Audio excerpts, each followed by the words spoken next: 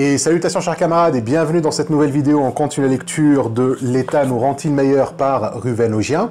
On arrive au dernier chapitre de la première partie théorique du livre. Jusqu'ici en fait on a parlé de la théorie de la liberté politique d'Augien. Il s'agit donc de la liberté comme non-nuisance, la liberté dans son sens minimaliste.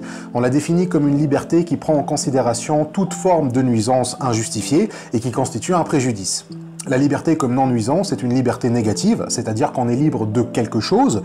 Tant qu'on ne subit pas des préjudices injustes, on est libre. Et évidemment, notre liberté sera limitée si on cause des préjudices injustes aux autres. On a déjà défini ce qu'on veut dire précisément par un préjudice injuste. Il s'agit des trois mots suivants, la persécution, l'élimination ou l'extermination et la domination. Donc on est libre lorsque personne ne nous persécute, cherche à nous exterminer ou à nous dominer. Et si on cherche à imposer ces mots-là à autrui, alors notre liberté doit être restreinte.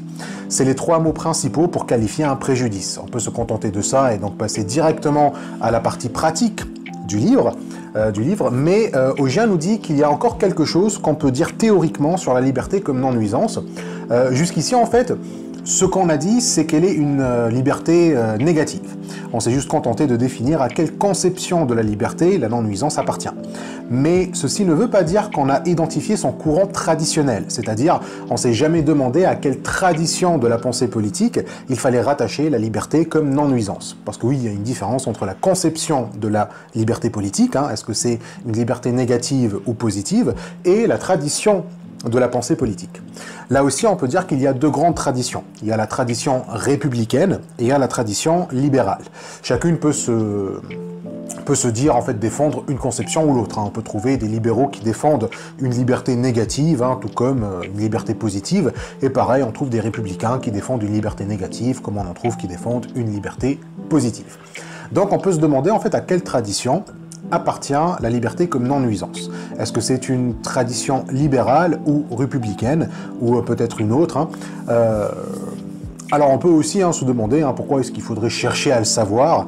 Il y a peut-être une bonne raison qu'on a évité le sujet jusqu'ici. On a mentionné vite fait le républicanisme et distingué le républicanisme néo-romain du républicanisme néo-athénien. D'ailleurs on va y revenir ici. Mais on ne s'est pas vraiment attardé dessus. Et selon Augien, il y a une bonne raison en fait pour ça. Plutôt, il donne deux raisons pour ses réticences à chercher une filiation historique à sa théorie de la liberté politique. Est-ce que je suis républicain ou libéral si je défends une liberté comme non-nuisance? Et la première raison, c'est la suivante. Parce que ces querelles de filiation historique ne me paraissent pas centrales du point de vue de l'analyse conceptuelle. Donc, effectivement, une fois qu'on a compris la théorie et qu'on s'apprête à la mettre en pratique, qu'est-ce qu'on s'en fout quelque part de chercher à quelle tradition elle appartient? Ceci va plus en fait relever de l'histoire de la théorie que de l'analyse conceptuelle et même pratique, certes, ça a sa valeur dans des discussions sur l'histoire des idées, mais c'est pas forcément ce qui nous intéresse ici. Ça va rien nous rajouter. Ça va rien nous ajouter de savoir si la non-nuisance s'inscrit dans le libéralisme ou dans le républicanisme. Et la deuxième raison qu'il donne, c'est « J'ai même parfois l'impression que la référence perpétuelle à ces traditions et la bataille interminable sur les appellations peuvent être des sources de confusion philosophique. Donc voilà, en plus d'être en fait pas très pertinente, la recherche de la filiation historique a tendance à nous mener vers des confusions philosophiques. On se mettra à confondre une théorie avec une autre, et il est clair qu'une confusion des doctrines, il n'y a pas plus impertinent pour parler de ces doctrines. Donc dans la première note de bas de page, par exemple, Augien, il mentionne Skinner et son livre « La liberté avant le libéralisme » comme un exemple de cette confusion. Parce que dans ce livre, Skinner, il parle d'une tendance intellectuelle d'évaluer une théorie, non pas selon des arguments, mais selon son héritage intellectuel. Par exemple, au lieu de se confronter directement aux arguments de Philippe Petite, comme Augien le fait, on va chercher où est-ce qu'on peut classifier les arguments de Petite sous le terme républicanisme, mais républicanisme comme c'est compris dans l'histoire des idées en plus. C'est-à-dire qu'on peut perdre de vue toute nuance que les arguments de Petite apportent par rapport à la tradition. C'est ce qui arrive aussi avec Berlin, quand il parle de la théorie néo-romaine de la liberté par exemple. Skinner critique la distinction de Berlin entre liberté positive et négative, parce que selon lui, Cette distinction conduit à une mauvaise représentation du républicanisme néo-romain, c'est-à-dire la non-domination, qui est différente de la liberté simplement négative et positive. Et parce qu'il ne voit pas cette différence, que la non-domination est une troisième forme de liberté, il va essayer de l'intégrer dans sa vision libérale de la liberté. Et comme il n'y arrive pas, il va dire ça doit être une version de la liberté positive, donc il va l'associer avec des potentialités autoritaires. C'est-à-dire que chercher la tradition ou classer les théories conduit à une confusion sur ces théories. Il n'y a pas de raison en fait de croire que la non-domination serait du côté de la liberté positive ou de la liberté négative justement. Faire ces filiations historiques, c'est s'emprisonner dans des préjugés, c'est nier en fait les subtilités, les nuances et les créativités des théories. On va dire si on est libéral, oh cette théorie c'est pas de la liberté négative donc elle doit être positive, donc elle est autoritaire. Et de même les républicains peuvent faire pareil, on va dire oh cette théorie ne prend pas en considération la maîtrise de soi donc elle doit être libérale. Ça réduit en fait ou simplifie la théorie et prétend qu'il y a un schéma de pensée qu'on peut prévoir à l'avance. C'est de la pensée binaire, quoi. Vous êtes républicain, donc vous devez penser comme ceci ou cela, et vous êtes libéral, donc vous devez penser comme ceci ou cela. Il y a donc en fait une espèce d'enchantement, un bewitchment en anglais dans le texte de Skinner. On devient en fait fasciné par la tradition et on juge en fait la théorie que selon son héritage. Oh, tu viens du camp des républicains, donc forcément c'est autoritaire. Alors qu'il y a en fait de la liberté positive et négative chez les républicains, tout comme chez les libéraux. Donc pour ces deux raisons, impertinence et confusion, Auger nous dit à première vue, on devrait éviter de chercher en fait à savoir est-ce que la liberté comme non-nuisance c'est du républicanisme ou du libéralisme, quoi. Mais on peut tout de même y consacrer un petit chapitre, parce que ça fera bizarre de passer à côté du débat qui oppose les deux traditions. Depuis le retour en fait de la philosophie politique, le débat le plus pertinent, c'est précisément celui qui oppose les libéraux d'un côté et les républicains de l'autre. Alors je dis retour de la philo politique, parce que selon le philosophe Daniel Weinstock, je crois que c'est comme ça que ça se prononce, avec l'arrivée en fait de la philosophie analytique, la politique et la morale ont été un peu dégagées de la philosophie. La philosophie analytique considère que la philo ne devrait se préoccuper que des problèmes de logique, de la raison pure, et que les trucs de la morale et de la politique, c'est comme la religion et l'esthétique, ça n'a rien à faire en philosophie apparemment. Ce n'est qu'avec John Rawls, selon Weinstock toujours, et sa théorie de la justice dans les années 70, que la philosophie politique est revenue. Et depuis, c'est un peu la guerre entre les libéraux d'un côté et les républicains de l'autre. Rawls est du côté des libéraux, la thèse de base des libéraux c'est le contrat social et la primauté des droits individuels, mais ceci a l'inconvénient de ne pas être assez préoccupé par les devoirs des citoyens. Du coup, il y a des pensées communautaristes qui arrivent et qui disent que les droits, c'est pas suffisant. C'est pas suffisant pour une théorie complète de la philosophie politique. Et de là, on a aussi des nationalistes d'un côté et des républicains de l'autre qui critiquent l'individualisme des libéraux. Et depuis, les deux, républicains et libéraux, ils se font un peu la bagarre et se réduisent l'un l'autre à des versions trop simplistes quand ils ne font pas complètement des contresens et des hommes de paille flagrants. Donc, que vous lisez Weinstock ou les autres sources que j'ai mentionnées dans la deuxième note de bas de page, ils mentionnent tous ce débat d'opposition entre libéraux et les républicains, et en plus d'être un sujet incontournable, tellement il est au centre des débats sur la philosophie politique, il est aussi la source d'énormément de confusion entre les deux traditions. Et en parlant de ça, parler de ce débat, ce serait une tentative d'éclairer les confusions. Le plus intéressant, en fait, serait de montrer que les deux traditions ne sont pas si conflictuelles que ça, en fait. Ceux qui les défendent, les avocats de la tradition libérale comme ceux de la tradition républicaine, ils veulent que les deux soient conflictuels ou irréconciliables. Mais on peut se poser la question de si c'est vrai, en fait. C'est d'ailleurs en fait la position de Larmor dans The Meaning of Political Freedom, mentionné dans la note 3, qui pense que les différentes traditions peuvent être complémentaires plutôt que conflictuelles. Pour Larmor, il y a une pluralité en fait des conceptions de la liberté et donc il faut éviter toute tentative de trouver une seule conception qui correspond complètement à la liberté individuelle. D'autant plus qu'on peut concevoir un républicanisme dans une lecture un peu libérale de la liberté politique. C'est ce que Auger a fait d'ailleurs en définissant la liberté comme liberté de la domination comme les républicains, mais aussi la persécution et l'extermination comme les libéraux. D'accord, il a pris en fait un peu des deux. Hein. Il était d'accord avec Petit quand il disait que la liberté c'est d'abord une non-domination. Voilà, donc là c'est le côté un peu républicain, mais parce qu'il trouve que dans ce contexte un peu républicain, il y a des éléments de la liberté positifs qui peuvent effectivement être autoritaires, il dit il faut aussi inclure la persécution et l'extermination, et ça en fait c'est des trucs qui sont souvent mis en avant par des libéraux. Et encore une fois, je précise que Petit, lui, il dit que sa théorie de la non-domination, elle est négative, alors que Augien, il dit que, mais quand même, elle a quelques petits éléments de liberté positive.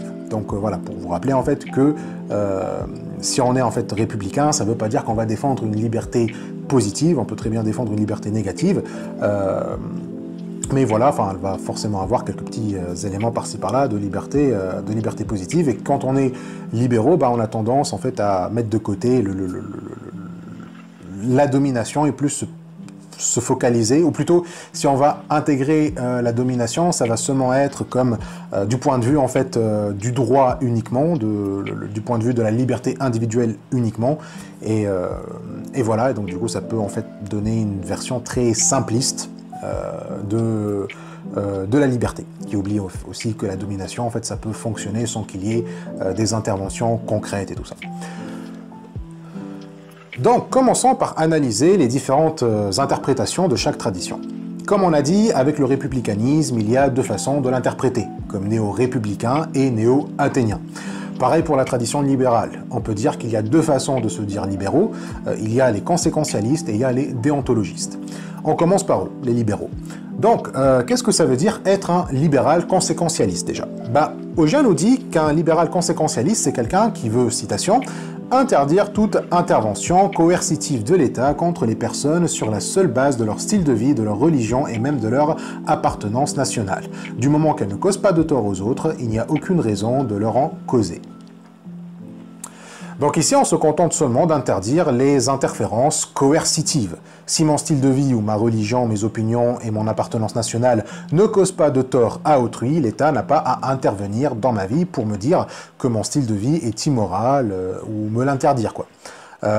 En fait, ici, j'interdis à l'État d'interdire un certain style de vie, comme par exemple si je veux mener une vie de célibat, ou si je veux me lancer dans des pratiques sexuelles qui dérangent les plus conservateurs, si je veux m'habiller d'une certaine manière, parler d'une certaine manière, etc. Si ces pratiques, en fait, ne causent de tort à personne, l'État n'a pas le droit de me les intervenir. Pareil pour mes convictions religieuses, ou pour mes opinions politiques, pour mes goûts esthétiques, etc. Voilà, pareil aussi pour la communauté de mon choix, etc. Tant que ma religion, mes goûts, mes opinions politiques ne causent pas de tort à autrui, on n'a pas à me les interdire. Il est important ici de vous référer à la distinction entre le préjudice et l'offense. J'ai déjà expliqué la différence dans la toute première vidéo, celle sur l'avant-propos, où j'ai expliqué la pensée d'Augien, quoi. Donc il y a beaucoup de tentatives en fait de justifier l'intervention de l'État dans les styles de vie ou dans les opinions ou les affiliations communautaires, sous prétexte que ça porte atteinte à des gens, mais ces atteintes sont souvent des offenses, c'est pas des préjudices. Et donc si en fait ça vous dérange que quelqu'un exprime une certaine sexualité ou une certaine opinion ou une certaine croyance, ce malaise que vous ressentez, c'est une offense, c'est pas un préjudice. Et une offense ne justifie pas l'intervention de l'État. Tout ce qui touche aux bonnes mœurs, aux symboles religieux ou toute autre abstraction, c'est pas considéré comme un préjudice. Donc voilà. Revenons aux libéraux conséquentialistes. Donc, on appelle cette version du libéralisme politique conséquentialiste parce qu'il est centré sur l'impact direct que la liberté a sur les gens. En fait, si ça ne commet pas de tort, alors pas de raison de l'interdire. Il s'agit en fait de justifier la liberté par les conséquences, notamment par son utilité pour les gens, quoi. Si ça ne provoque pas de souffrance, dans le sens de préjudice, pas la peine de l'interdire. Voilà, pas la peine d'interdire la sexualité de notre choix, de notre religion, de notre opinion, etc., notre genre ou ce qu'on fait de notre corps, etc. On peut dire que c'est une conception utilitariste du libéralisme politique. Ça cherche à minimiser les maux qu'on peut infliger à autrui, principalement les maux causés par l'intervention coercitive de l'État, ce que je fais, qui je baise, qui je prie, ce que je pense, à qui j'appartiens, etc., ne cause pas de maux, alors on n'a aucune raison de les interdire. Et s'ils causent ces maux-là, alors on doit voir s'ils sont inévitables ou si les éliminer complètement est envisageable. Et là, on a le devoir moral de les réduire au strict minimum, quoi. Donc, toujours minimiser les maux à défaut de pouvoir s'en débarrasser complètement. Donc, si l'État doit intervenir, c'est-à-dire que s'il ne peut pas éviter de causer certains maux, alors il doit en causer le strict minimum. Donc on voit que c'est très différent de l'autre interprétation déontologique des libéraux. Dans le conséquentialisme, en fait, on évalue l'intervention par les conséquences, parce que l'intervention de l'État sur les gens va leur causer des maux qui peuvent être injustes, donc on interdit l'intervention ou on fait tout pour minimiser ces maux uniquement s'ils sont inévitables. Et en déontologie, par contre, on considère qu'il faut interdire les interventions de l'État pour une autre raison. Ce n'est pas les conséquences qui vont jouer ici.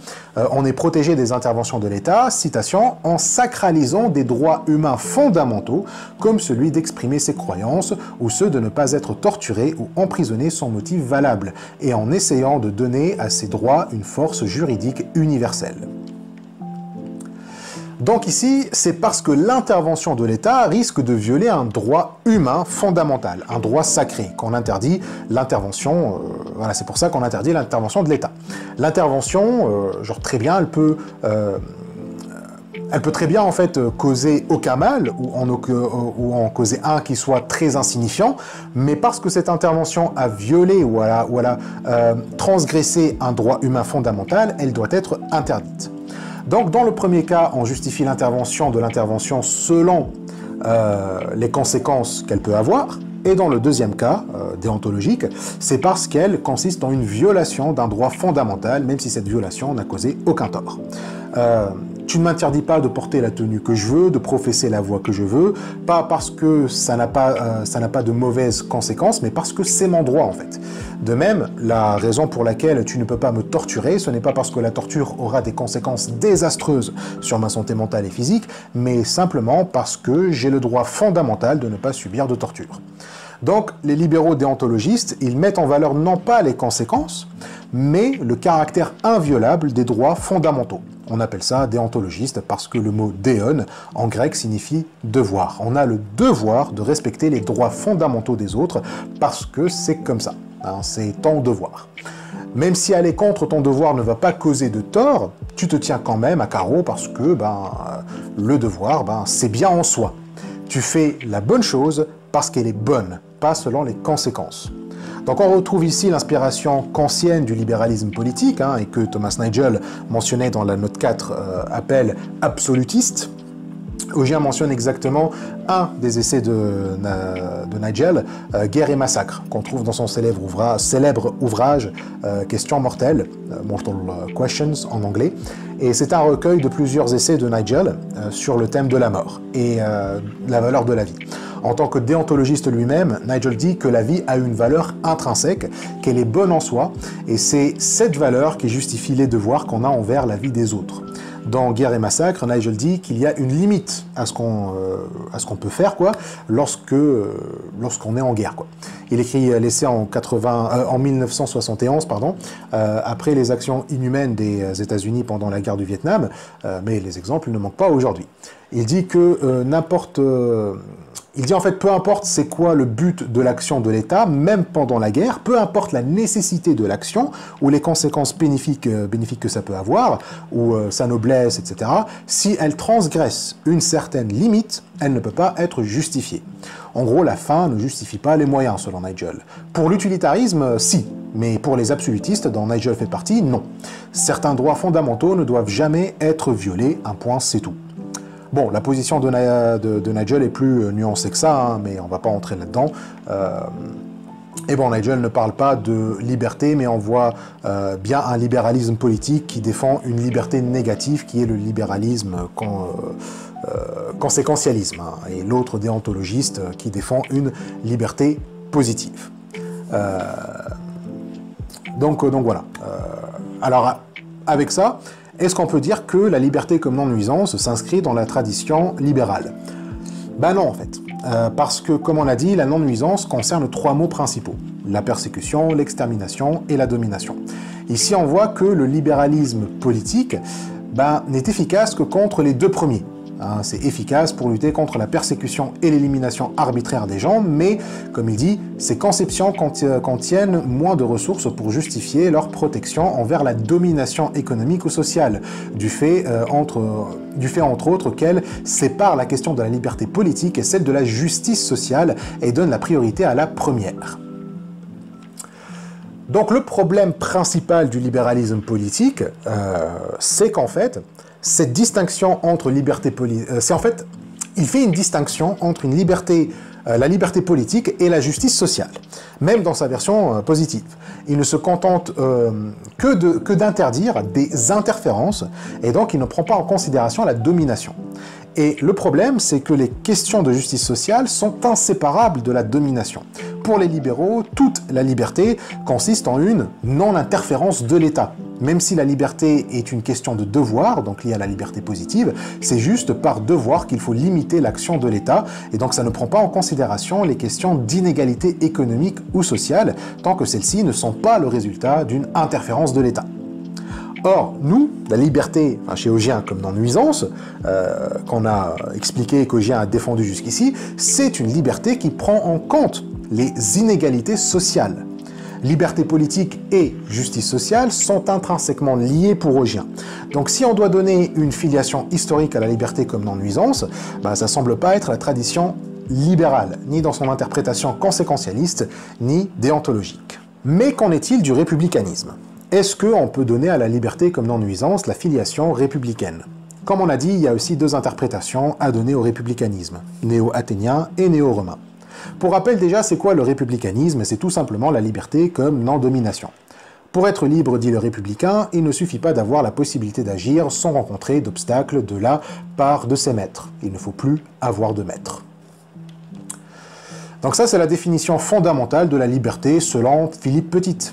On a passé une belle partie de l'ouvrage sur ça. Lorsqu'on a un maître, même si ce maître n'intervient pas dans nos vies, on n'est pas libre parce que ce maître peut intervenir. C'est bien en fait que là, à l'instant T, il n'intervient pas, mais il peut à tout moment le faire s'il le décide. Rien ne l'empêche s'il décide de nous interdire ou nous imposer des trucs. Alors forcément, on est un peu à sa merci. On doit se conformer à ses désirs, à sa volonté, à ses caprices, de peur de le contredire. En gros, on va s'auto-censurer parce qu'on craint que si on le contredit ou qu'on le froisse, il va passer à l'acte. Un esclave, par exemple, qui a un propriétaire qui jusqu'ici ne l'a pas maltraité, doit quand même toujours se restreindre de le critiquer ou de le contrarier parce que rien n'empêchera le propriétaire de maltraiter son esclave s'il change d'avis.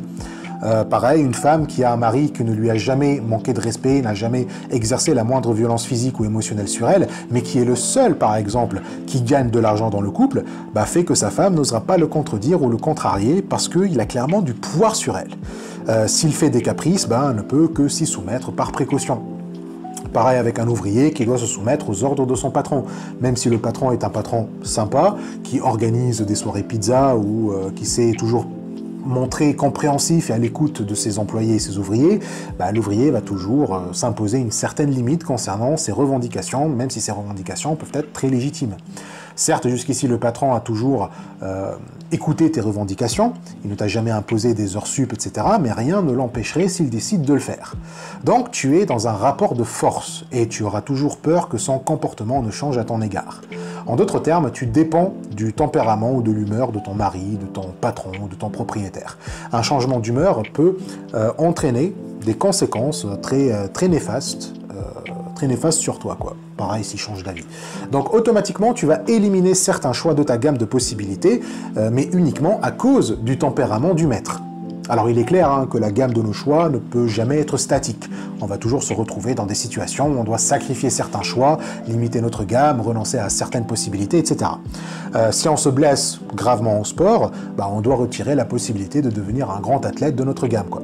Mais ceci ne signifie pas qu'on est dominé, ça ne signifie pas qu'on est moins libre. Là, c'est juste en fait un sale coup de malchance, mais personne n'y peut rien. Sauf si on a la possibilité de te soigner et qu'on refuse de le faire, quoi. Donc, dans le cas où la réduction des possibilités se fait à cause des caprices d'un maître, là on est dominé. Et c'est ça en fait qu'on voit dans les exemples de l'esclave, de la femme ou de l'ouvrier. La réduction de leur gamme de possibilités est due aux caprices de leur maître. Et ainsi, selon le républicain, ces personnes ne sont pas libres car ils sont dominés. On peut dire plus concrètement, ils sont dominés en ce sens très simple qu'ils sont privés du pouvoir de contrôle sur leur force de travail, leur capacité sexuelle ou reproductive. Voilà, en fait, être dominé, c'est être sous le contrôle de quelqu'un d'autre. Le patron contrôle ce que tu peux faire avec ta force de travail, le mari contrôle ce que tu peux faire avec tes capacités sexuelles et reproductives. Alors, il y a certes des zones d'ombre concernant le cas du mari, parce que ça peut être réciproque. Quand on dit en fait contrôle sur tes capacités sexuelles, on dirait qu'on dit que le mari t'empêche de vouloir coucher avec d'autres personnes, et donc on considère ça comme de la domination. Et quand on dit contrôle sur tes capacités reproductives, on dirait qu'on dit que le mari décide pour toi si tu dois avoir des gosses ou pas, quand, combien, etc. Et donc ça, c'est de la domination. Mais ça peut marcher aussi dans l'autre sens. La femme peut décider des capacités sexuelles de son mari également. Elle ne veut pas que tu ailles faire des gosses à quelqu'un d'autre, par exemple. Plutôt, en fait, il faut voir la domination dans une différence de degré et de la nature des arrangements entre les partenaires. On voit par exemple comment l'homme et la femme sont traités concernant les capacités sexuelles. Même si on condamne en fait les deux sexes lorsque l'un trompe l'autre, il y a une certaine valorisation de l'homme qui couche avec plusieurs femmes que la femme qui couche avec plusieurs hommes. La domination de l'un sur l'autre, en fait, on va la voir dans les différences de traitement, dans les deux poids de mesure, mais aussi dans la différence de violence comme réaction à l'adultère. Un homme trompé a plus de chances d'être physiquement violent et de tuer sa femme que dans le cas inverse. On peut d'ailleurs se demander si la raison pour laquelle il y a moins d'adultères commis par des femmes que des hommes, c'est aussi parce que la femme elle a conscience du danger auquel elle va être exposée si ça s'apprend, contrairement au mari. Elle est bien plus vulnérable que le mari à de la violence physique et même émotionnelle et sociale au niveau de sa réputation. Pareil pour en fait les capacités reproductives, il y a clairement une asymétrie entre le contrôle de l'un et l'autre. Un homme, même si sa femme exerce un certain pouvoir sur lui pour qu'il garde ses capacités reproductives que pour elle, dans un arrangement monogame le pouvoir que lui peut exercer sur elle est quand même très disproportionné. C'est quand même elle qui va porter le gosse pendant 9 mois, c'est elle qui va le sortir de son corps, etc. En termes de contrôle sur les capacités reproductives, il est clair que c'est pas l'homme qui doit avoir le dessus ou qui doit avoir le dernier mot. Un mari peut toujours négocier avec sa femme, il peut essayer de la dissuader d'avorter s'il veut l'enfant ou de la dissuader de le garder s'il n'en veut pas, mais normalement le dernier mot lui revient à elle. D'accord ? On peut aussi se demander si un homme est tenu de s'occuper d'un enfant alors qu'il ne l'a pas voulu, juste parce que la femme a choisi de le garder, mais ça c'est un autre débat. Ce qui est sûr en fait, c'est que la domination, c'est une histoire de contrôle. On est dominé lorsque le dernier mot sur nos capacités physiques ou sexuelles ou autres revient à quelqu'un d'autre. C'est ça être contrôlé. Mais ça a aussi un deuxième sens. En plus d'être sous le contrôle de quelqu'un d'autre, il y a aussi le paternalisme, c'est-à-dire que le dominé est traité comme un enfant. Plus généralement, ils sont dominés parce qu'ils sont traités comme des enfants. Ce ne sont pas eux qui décident dans des matières qui les concernent personnellement, quoi dire ou penser, avec qui s'associer, avec quel emploi occuper ou résider. En gros, ici, on dit qu'on sait ce qui est mieux pour la personne, et donc on se permet de décider pour elle toutes sortes de choses. On décide pour elle qui épouser, comment s'habiller, qu'est-ce qu'il faut croire ou penser, ce qu'il faut dire, comment il faut le dire, quel métier et pourquoi, quel métier il faut avoir, quel métier est bon pour toi. Tu veux être acteur? Non, tu seras avocat parce que c'est un emploi qui paye, c'est stable, etc. On va décider qui fréquenter, où est-ce que tu dois résider, etc. Donc on connaît tout ça très bien, si vous avez eu des parents qui interviennent tout le temps et trop souvent dans vos vies, surtout dans les sujets qui ne les regardent pas, toujours avec la même excuse, c'est pour ton propre intérêt, Vous savez aussi à quel point ça peut être méprisant, insultant et infantilisant, surtout s'ils le font avec des abus verbaux. Dans la perspective républicaine, même si vos parents n'interviennent pas dans vos vies, il n'empêche qu'ils peuvent toujours le faire de la même manière qu'un père laisse son enfant libre tant que l'enfant ne fait pas un truc qui contredirait son père, en fait. Donc la liberté politique du républicain ne se limite pas au fait que les autres nous empêchent d'agir dans le sens de nos choix, mais aussi lorsqu'ils ont le pouvoir de le faire, même s'ils ne le font pas. Ils ont le pouvoir et c'est tout, et ainsi les subordonnés ne sont pas libres. Le simple fait que le maître ait le droit et la possibilité permanente d'intervenir dans leur vie, il peut le faire à tout moment, et contraindre en fait leur choix Tout ça, ça suffit à établir l'état de domination de ces derniers, quoi.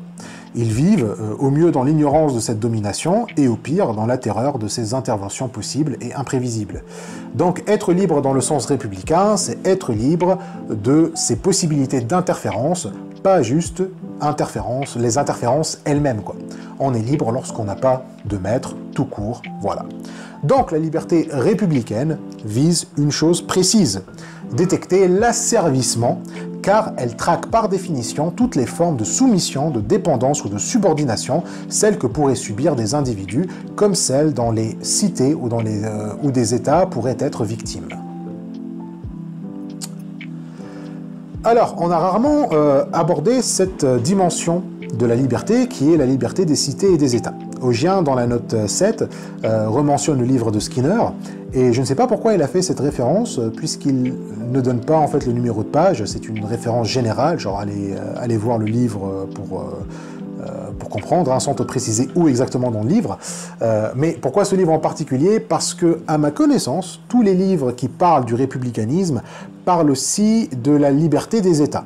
Mais ici, c'est pour ça en fait qu'Augien mentionne Skinner, genre pour donner une source à cette histoire de liberté des États et des cités. Ben, en fait, oui, Skinner en parle. Il dit déjà, pour que les individus soient libres, ils doivent être les citoyens d'un État libre. Si l'État n'est pas libre, qu'il obéit à une volonté qui lui est étrangère, alors forcément les citoyens de cet État aussi ne seront pas libres, puisque l'État ne répond pas à leur volonté, mais la volonté de quelqu'un d'autre. On trouve ça souvent lorsque les États sont soumis à des empires coloniaux, par exemple. Dans la colonisation, c'est un État qui obéit à un autre, et forcément les habitants de l'État colonisé seront un peu des esclaves, quoi.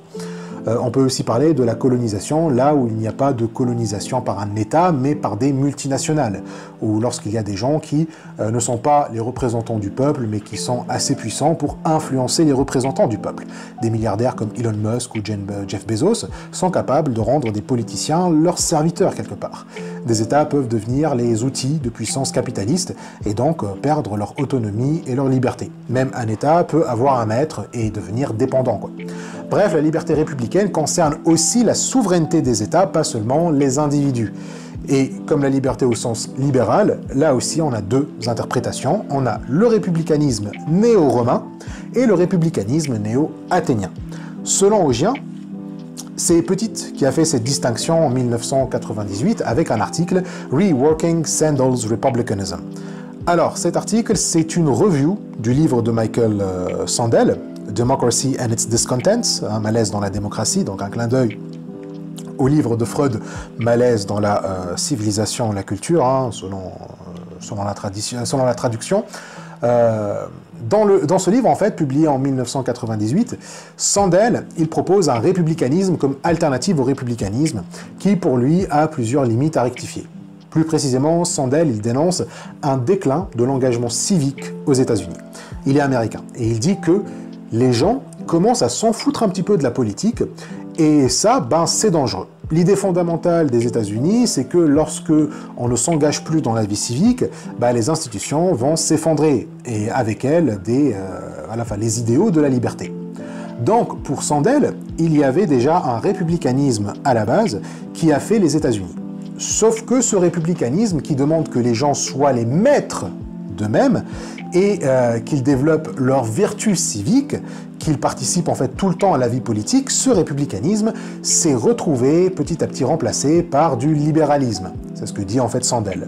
Et donc là, on va ressortir la même bête noire, hein, l'individualisme, hein, c'est le laxisme, l'isolement, c'est l'indifférence, etc.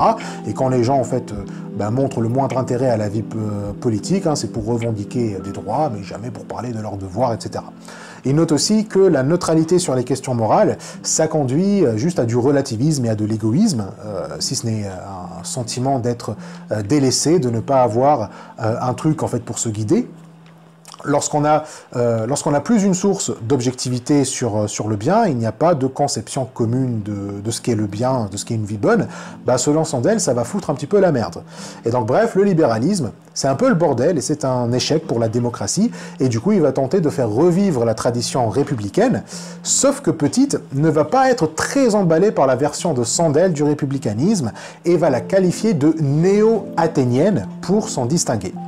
Petit, en fait, il va se ranger dans le républicanisme néo-romain, Donc on peut se poser la question en quoi consiste la différence entre les deux. Et selon Gien, la différence réside dans si oui ou non elles sont perfectionnistes.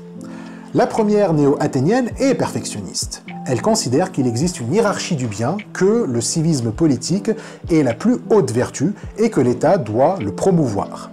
La seconde néo-romaine n'est pas perfectionniste. Elle accepte le pluralisme des conceptions du bien et ne laisse au civisme politique qu'une valeur instrumentale. Il n'importe que dans la mesure où il contribue à minimiser certaines formes de domination. Donc effectivement, le républicanisme néo-athénien de Sandel, il est perfectionniste. On a déjà critiqué longuement le perfectionnisme. Ça suppose un certain idéal de nature humaine ou un idéal moral auquel on doit participer ou contribuer si on veut être libre. Sandel dit que la non-interférence n'est pas suffisante pour la liberté, ce qui est le cas en fait du modèle libéral. En fait, la liberté est une attitude. Tu n'es pas libre parce que personne n'intervient dans ta vie, mais tu es libre parce que tu agis de manière libre. C'est-à-dire que tu fais certaines choses qu'un homme libre ferait. On estime qu'un homme libre, c'est un homme qui se maîtrise, qui a le contrôle de sa destinée, qui développe certaines vertus, qui est sensible au bien commun et qui est engagé et participe dans la vie civique et politique. Un tel homme doit donc avoir besoin de l'État, qui se porte garant de ses vertus.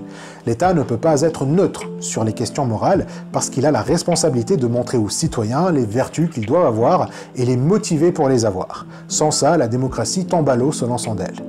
Sans des humains perfectionnés, la démocratie ne survit pas. Ce qui maintient les démocraties selon Sandel, c'est donc le perfectionnisme. Et ça s'appelle néo-athénien parce que ça se base sur Aristote et son éthique des vertus. Pour rappel, Aristote pense que le but de la vie, c'est le bonheur, le daimonia. Eudaimonia, c'est comment c'est traduit en anglais. Mais le bonheur, selon Aristote, n'est atteignable que si on développe certaines vertus. Et la vertu en grec, arrêter, le mot en grec pour vertu, c'est arrêter. Et c'est aussi synonyme d'excellence. Un homme heureux, c'est un homme qui est excellent, qui se perfectionne, qui vit selon sa nature, qui se maîtrise, bref, qui est libre.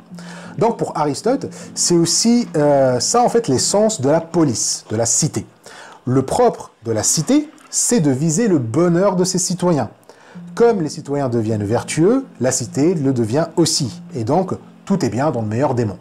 Pour les Athéniens, c'est un devoir moral de participer à la vie active de la cité.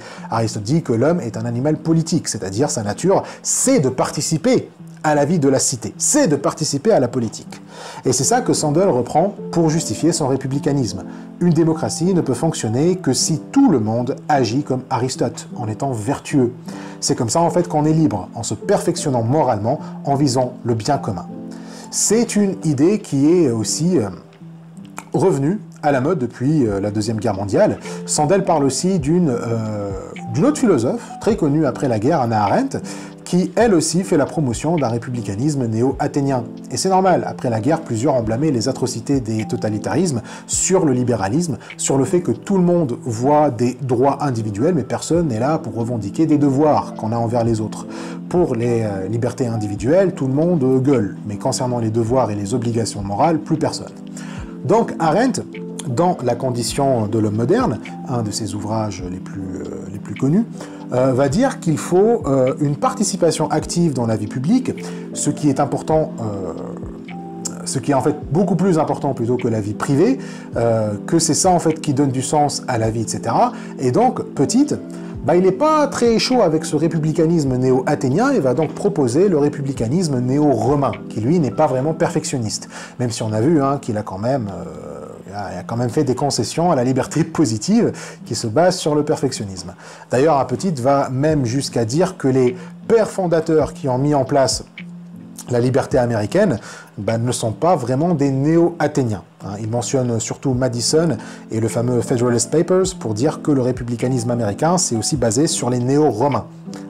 Mais donc du coup la différence, c'est quoi?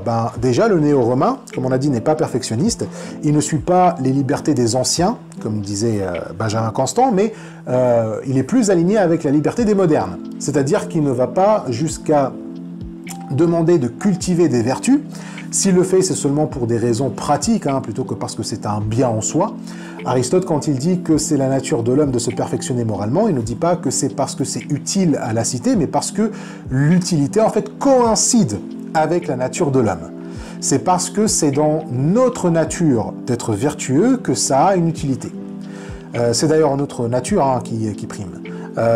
Si ce qui est utile n'est pas dans notre nature, hein, on n'ira pas le chercher, quoi. Ce qui compte, c'est se perfectionner. La perfection, c'est pas un bien pratique ou instrumental.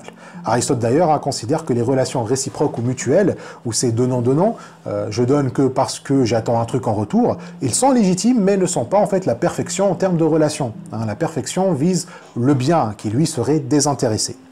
Le néo-romain, il va pas aller jusque-là. Parce que déjà, il y voit un risque d'une instabilité politique. Le perfectionnisme peut déstabiliser la démocratie parce que si on l'applique dans la réalité, ça va être des gens qui entrent en concurrence les uns avec les autres, chacun essayant d'influencer le plus de monde possible, comme justement dans l'Assemblée athénienne. Vous avez des orateurs qui tentent de prouver qu'ils sont le modèle d'excellence par excellence, et donc ils doivent être écoutés. Ils doivent être écoutés. Le résultat, ça va être en fait un chaos de démagogie et de populisme, ça va être une impressibilité politique que l'opinion publique peut changer du jour au lendemain, quoi. Le mieux donc, c'est de reconnaître qu'il y a une pluralité de la conception du bien, de la vie bonne ou même des vertus, et donc il faut un système qui offre une stabilité pour que cette pluralité soit possible, que chacun puisse vivre selon son propre modèle de perfection, hein, si ça lui chante. Le modèle romain, selon Philippe Petit, il offre cette possibilité. D'ailleurs, les Romains de la République, hein, pas de l'Empire, hein, genre Cicéron, Livy, Polybus, etc., ils ont construit leur système politique en le contrastant avec Athènes. Ils étaient conscients des défauts du modèle athénien, et donc ils ont suggéré un système qui règle ces défauts. Le principal, c'est un système de checks and balances, c'est-à-dire en fait une séparation des pouvoirs entre assemblée populaire, un sénat et un consul.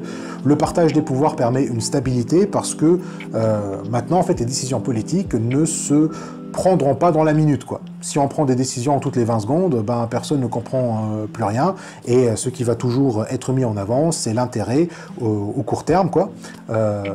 Et en plus l'intérêt de certaines personnes les plus influentes, quoi. Bon, Livy a vécu pendant l'Empire romain, hein, je sais, mais au début, hein, sous le règne d'Auguste, il se lamentait du déclin de la République, même s'il n'a jamais fourni d'idées anti-impérialistes, ce qui peut se comprendre, quoi. Bref, le néo-romain, en étant contre le perfectionnisme, il se méfie de la concentration du pouvoir que le modèle perfectionniste peut facilement nous y amener. Donc, il vaut mieux éviter de dire qu'être libre, c'est se perfectionner moralement, ou de participer à la vie politique, quoi, mais tout simplement n'avoir pas de maître. Donc, ce qui compte, c'est la stabilité politique pour le néo-romain. D'ailleurs, on peut dire que le néo-romain est un réaliste politique. Il considère qu'un idéal moral que tout le monde devrait développer, c'est juste utopique et irréalisable. C'est pour ça que Petit va se réclamer de Machiavel. Pour lui, c'est contre-productif de forcer les gens à être vertueux. Il dit que de toute façon, il n'y a que très peu qui en ont un truc à foutre en fait de l'engagement politique. La plupart veulent juste la sécurité, et c'est ce que le prince, le souverain ou le système politique doit fournir, la stabilité. Et quoi de mieux que de promouvoir la non-domination pour la stabilité politique? Le but, pour Machiavel, c'est de ne pas être soumis à la volonté étrangère de l'autre. C'est ça la liberté. Alors oui, dans Le Prince, on dirait qu'il fait une apologie de la tyrannie, mais c'est beaucoup plus subtil et beaucoup plus compliqué que ça. Bref, en fait, le néo-romain va dire que la liberté, c'est juste ne pas avoir de maître par la stabilité politique. Tandis que le néo-athénien va dire qu'on n'a pas de maître seulement si on est vertueux. Alors, tout ça c'est bien, mais comme avec le libéralisme politique, le républicanisme ne permet pas de répondre aux trois mots qu'on a identifiés: persécution, domination et extermination. Le libéralisme politique, on a vu, il est efficace pour lutter contre la persécution et l'extermination, mais pas contre la domination. Alors que le républicanisme est efficace contre la domination, mais pas la persécution et l'extermination. On va donc demander pourquoi dans chaque... démontrer pourquoi dans chaque interprétation. Pourquoi le républicanisme, déjà athénien, n'est pas efficace contre la persécution et l'extermination. Selon Ogien, Dans sa version néo-athénienne, la conception républicaine de la liberté politique admet que l'État est parfaitement en droit de chercher à nous rendre meilleurs, plus vertueux, plus engagés dans la vie de la cité. Elle n'exclut donc pas les interventions paternalistes qui pourraient être légitimement ressenties par ceux qui en sont victimes comme des formes de persécution morale. Donc ça veut dire quoi? Comme ce républicanisme est perfectionniste, il cherche à rendre les gens meilleurs.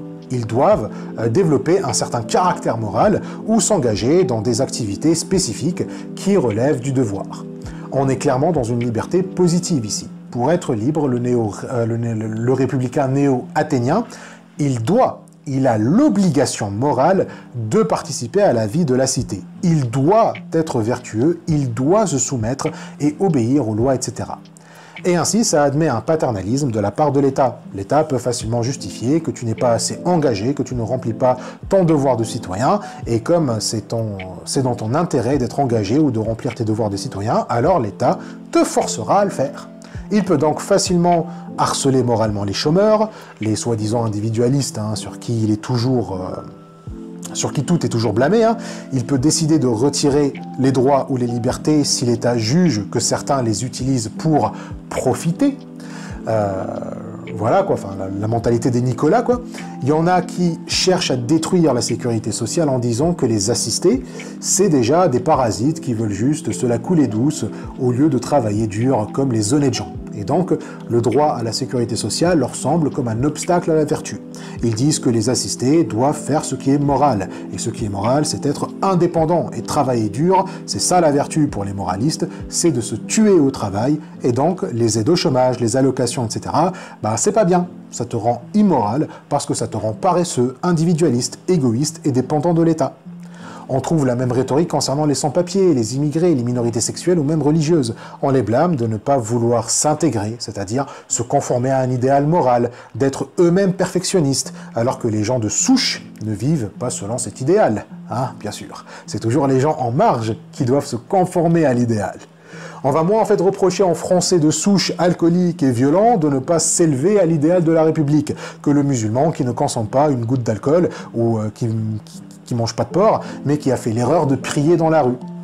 Donc c'est toujours les plus vulnérables qui doivent faire leurs preuves. C'est eux qui doivent être excellents, tandis que la majorité, elle, n'a pas cette responsabilité. Ils peuvent être l'antithèse complète de leur idéal, c'est toujours la minorité qui sera suspectée. Donc en fait, le modèle athénien ne nous empêche pas de créer ce qu'on a appelé des indésirables. Et comme on a vu, les indésirables, c'est les premiers à être persécutés et même exterminés. Comme ils ne veulent pas ou ne peuvent pas se perfectionner, il faut qu'on s'en débarrasse. Donc, d'un côté, pour te rendre meilleur, l'État se donne le droit de te harceler, de te traquer, t'humilier, t'emprisonner, te torturer s'il le faut. Donc, il peut te retirer tous tes droits et te rendre la vie insupportable. De l'autre, il peut faire de toi un indésirable et t'exterminer. Dans les deux cas, il n'y a pas de domination. Et on peut même dire que tout ça est fait avec l'objectif de te rendre non dominable, en fait. Si tu participes à la vie politique, si tu es engagé, si tu fais ton devoir de bon citoyen, alors tu n'auras pas de maître. Mais même si c'était vrai, parce qu'on peut en douter, on entend souvent ce modèle néo-athénien du républicanisme à droite, et pourtant, des maîtres, il y en a encore. On peut même en fait se demander si le néo-athénien n'est pas aussi en train de produire des maîtres. Donc, même si c'est vrai qu'être perfectionniste nous libérera à tout jamais des maîtres, ça ne fournit aucune protection contre la persécution et l'extermination. Pire encore, ça peut justifier l'idée que persécution et extermination ne sont pas des atteintes à la liberté. Puisque leurs mots ne sont pas issus d'une domination, les gens qui subissent la persécution et l'extermination n'ont pas à se plaindre. Et concernant maintenant le républicanisme néo-romain, il n'est pas efficace non plus, même s'il n'est pas perfectionniste. Il peut aussi causer ou justifier les mêmes persécutions et exterminations sur les immigrés ou les minorités, mais pour des raisons différentes de celles du néo-athénien. Si on résume en fait la position du républicanisme néo-athénien. Néo-athénien, c'est ça. Le néo-athénien, de son côté, peut parfaitement admettre l'exclusion des étrangers ou leur persécution au nom de la perversion des valeurs ou de la culture de la communauté.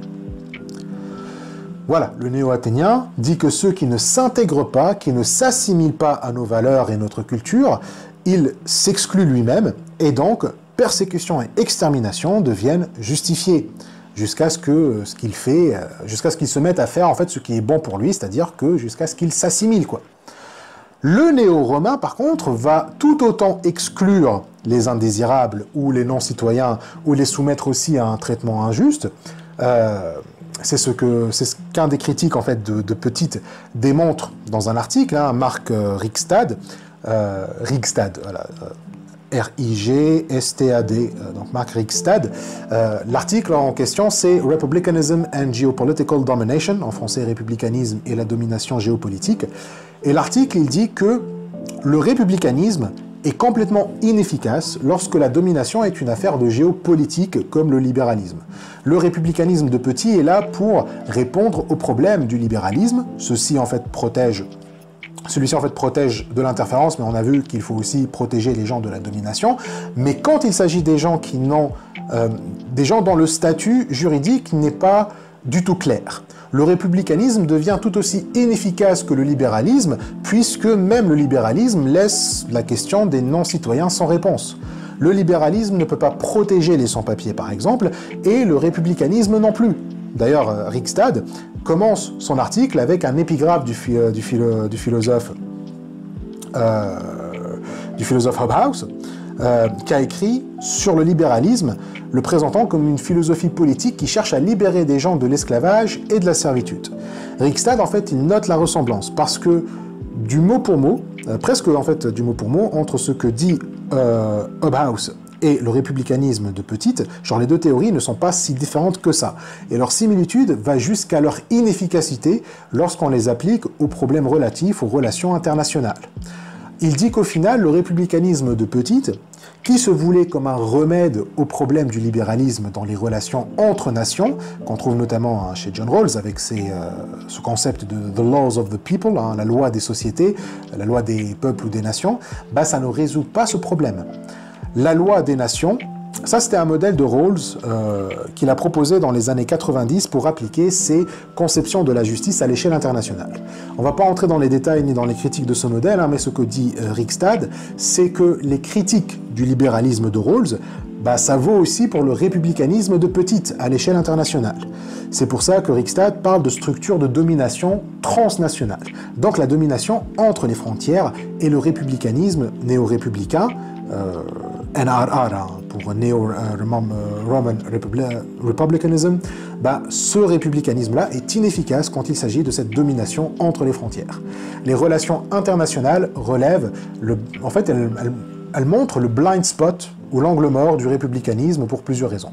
Déjà, ça suppose que les États seraient des entités unifiées capables d'assurer la non-domination à l'intérieur de leur territoire, mais pour ça, il faut que tout le monde sur ce territoire soit réellement unifié par cet État.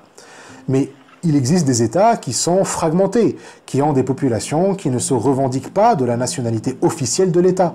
Il donne l'exemple du Royaume-Uni, parce que même un État comme celui-là, qui semble distinct des autres, un État séparé des autres, ben lui aussi n'est pas unifié que ça.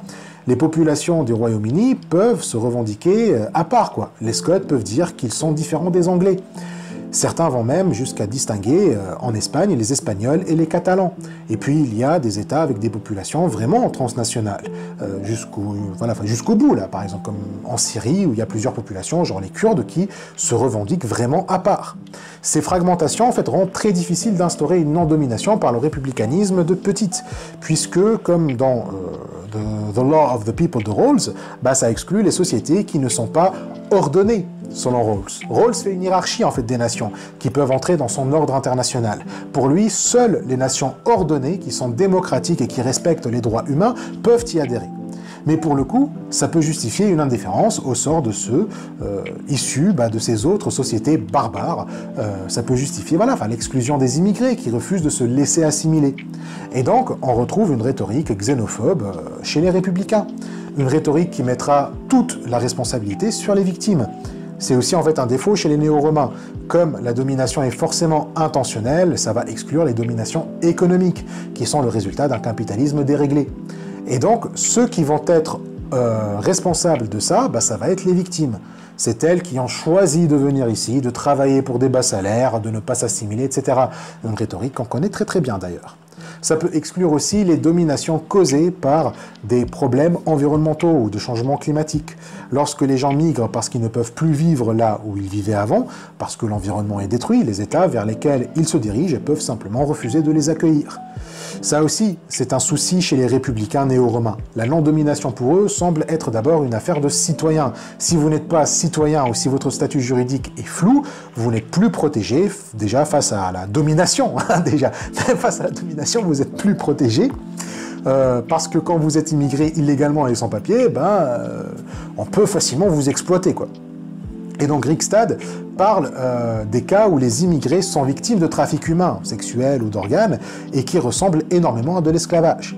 Le fait que les immigrés n'ont pas de droit de travail comme les citoyens, ça les met dans des positions d'exploitation directe. Ils n'ont pas de sécurité sociale, ils n'ont rien. Leur patron peut faire absolument tout ce qu'il veut d'eux. Mais en plus de la domination, si vous êtes un non-citoyen, on peut vous persécuter, vous éliminer, vous laisser mourir. Comme disait Hannah Arendt, et qu'on a déjà évoqué, être sans État, c'est automatiquement être sans droit. Et donc la théorie de Petite ne protégera pas les 12 millions de gens, de personnes qui, en 2011, parce que Rikstad a écrit son article en 2011, en 2011, il y avait 12 millions de personnes qui n'ont pas d'État. Ces gens, en fait, sont complètement à la merci de tout ce qui peut leur arriver. Et c'est pour ça que Rikstad va proposer un républicanisme cosmopolitain pour remédier à ça. La protection des gens doivent... la protection en fait, que les gens doivent avoir ne doit pas en fait dépendre de leur citoyenneté. Et s'il appartient à un État ou à une société ordonnée, ça aussi en fait ça ne devrait pas vraiment jouer sur le fait en fait est-ce que ces droits vont être respectés ou pas, est-ce qu'il va être protégé de ces trois mots. Bref, chez le néo-romain, les indésirables, on peut les exploiter, les persécuter et même les éliminer, comme on a vu avec le néo-athénien. Mais la différence du néo-romain, c'est qu'il ne va pas justifier ça sur des valeurs ou sur de la culture, mais par autre chose. Le néo-romain juge légitime ou non arbitraire les interventions de l'État ou de la société au nom des prétendus intérêts objectifs des communautés d'ailleurs, mais aussi des immigrés eux-mêmes. Donc voilà la différence. Celui-là, en fait, va faire appel aux intérêts objectifs de la communauté d'accueil, mais aussi des immigrés. C'est-à-dire que c'est pour l'intérêt objectif à la fois de la France et des immigrés que la France n'accueille pas les immigrés. Comment ça? Dans la note 9, dans la 9e note de bas de page, Ogin mentionne l'article de Christian Nadeau, Républicanisme, immigration et design institutionnel, où il présente 5 arguments classiques contre l'ouverture des frontières que plusieurs républicains défendent. Alors, à préciser que Nadeau, il démonte ces arguments, mais c'est souvent eux qu'on utilise pour justifier le refus d'accueil des immigrés. Premièrement, il y a 2 arguments qui se basent sur les inégalités économiques entre les pays. Si on ouvre les frontières inconditionnellement, les populations des pays les moins développés vont arriver en masse et ça va conduire à la désagrégation des institutions sociales du pays accueillant et à la ruine économique des sociétés d'accueil. Donc, premier argument, c'est juste dire qu'on n'a pas la capacité d'accueillir des immigrés, on n'a pas l'infrastructure adaptée pour ça, que si on les accueille, on va les entasser les uns sur les autres, dans des taudis, ou alors ils vont se démerder en fait à dormir sous les ponts. Et deuxièmement, ça va détruire l'économie. Le troisième argument, aussi une question de capacité, mais celle-ci n'est pas liée aux inégalités économiques entre pays industriels et pays pauvres, mais due aux différences culturelles. On n'a pas la capacité d'accueillir beaucoup de monde qui ne parle pas la langue, puisqu'on n'a pas assez d'interprètes et de traducteurs. Il faut en fait leur construire un lieu de culte, pour leur culture, etc., pour leur religion, et donc ça non, c'est trop galère. Quatrième argument, il continue aussi dans cette idée des différences culturelles en disant que ça risque d'attirer des gens dont la culture est hostile aux idées démocratiques et aux valeurs libérales. Donc là, c'est pas qu'on n'a pas la capacité de loger, de nourrir ou de promouvoir les cultures étrangères, mais qu'il y a des gens qui veulent nous détruire. En gros, en fait, des terroristes peuvent se faufiler. Et dernier argument, c'est que même si le pays d'accueil survit aux 4 autres arguments, il doit remettre en question les obligations qu'ils ont à l'égard de leurs propres citoyens et des personnes déjà résidentes, notamment les obligations qui ont trait à la justice distributive. Ici, en gros, on va chercher, on va en fait rechanger plutôt notre approche à la sécurité sociale. Pourquoi l'immigré devrait avoir des allocs? De telles questions, apparemment, sont chiantes pour les néo-romains, les pauvres. Elles ne peuvent causer que des conséquences néfastes pour tout le monde. Et ainsi, il y a une justification de restrictions extrêmement fortes sur l'immigration qui peut aller jusqu'à la persécution et l'expulsion, soi-disant, pour ton bien. En fait, on ne veut pas que tu mènes une vie dure, parce qu'en France, vu qu'on n'a pas les moyens de t'accueillir, tu vas galérer. Et donc, on te rend en fait la vie dure pour que tu comprennes que tu vas mener une vie dure en France, et comme ça, tu partes, pour ton intérêt.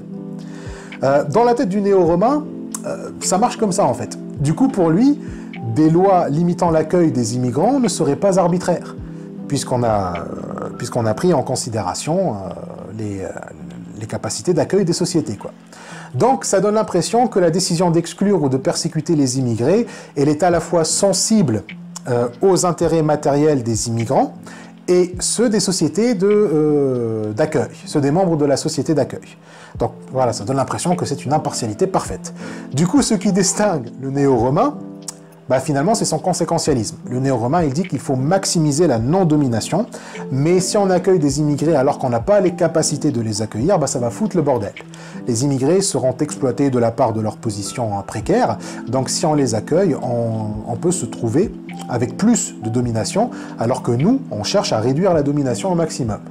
Donc parce que c'est dans l'intérêt de tous, et l'intérêt de tous, c'est la non-domination, alors il faut exclure les immigrés. Donc non seulement le républicanisme n'est pas efficace contre la persécution et l'extermination, il peut carrément les justifier.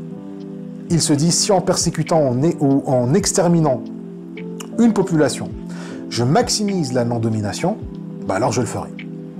Donc, si on doit résumer ce qui cloche dans chacune de ces conceptions, on peut dire que le néo-athénien, il s'adosse sur une version de l'éthique des vertus qui est particulièrement contestable. Il se base sur des hypothèses controversées sur la nature humaine et sur les besoins objectifs de l'homme. Le néo-athénien va dire « c'est ça la nature humaine, c'est à ça qu'on reconnaît la perfection, c'est quand on se développe intellectuellement, moralement et esthétiquement, c'est lorsqu'on aime les choses nobles, c'est lorsqu'on participe à la vie de la cité, etc. » C'est celui en fait qui a un délire avec le classicisme, qui veut voir en fait de l'ordre partout, de la symétrie partout, qui veut en fait s'élever vers un idéal, quoi. Et si cet idéal est absent, alors la vie, c'est de la merde. Pour lui, en fait, ce n'est que lorsqu'on atteint cet idéal qu'on est libre de toute domination. Un homme qui vit selon sa propre nature, c'est seulement un homme qui n'a pas de maître. Mais voilà, on est en droit de se demander si cette nature humaine existe ou si c'est un prétexte pour maintenir les gens à leur place. Ceux qu'on juge qui n'ont pas le bon goût, ils méritent d'être persécutés, jusqu'à ce que ils adoptent le bon goût parce que c'est aussi dans leur intérêt. Concernant la version néo-romaine maintenant, c'est son conséquentialisme qui est problématique, parce qu'il se lance dans des projets de maximiser la quantité de relations de non-domination. Comme on a vu, maximiser la non-domination néglige facilement ou ferme les yeux sur la persécution et l'extermination. Le conséquentialisme peut même servir à les justifier, si on considère qu'une petite quantité de persécution et d'extermination causera plus de non-domination. Ça peut se défendre, mais ça va pas faire l'unanimité, quoi. Donc il semblerait que le républicanisme échoue aussi à protéger les individus des 3 maux de manière efficace. Et donc on ne peut pas vraiment dire que la liberté comme non-nuisance d'Ogien s'inscrit dans la tradition républicaine.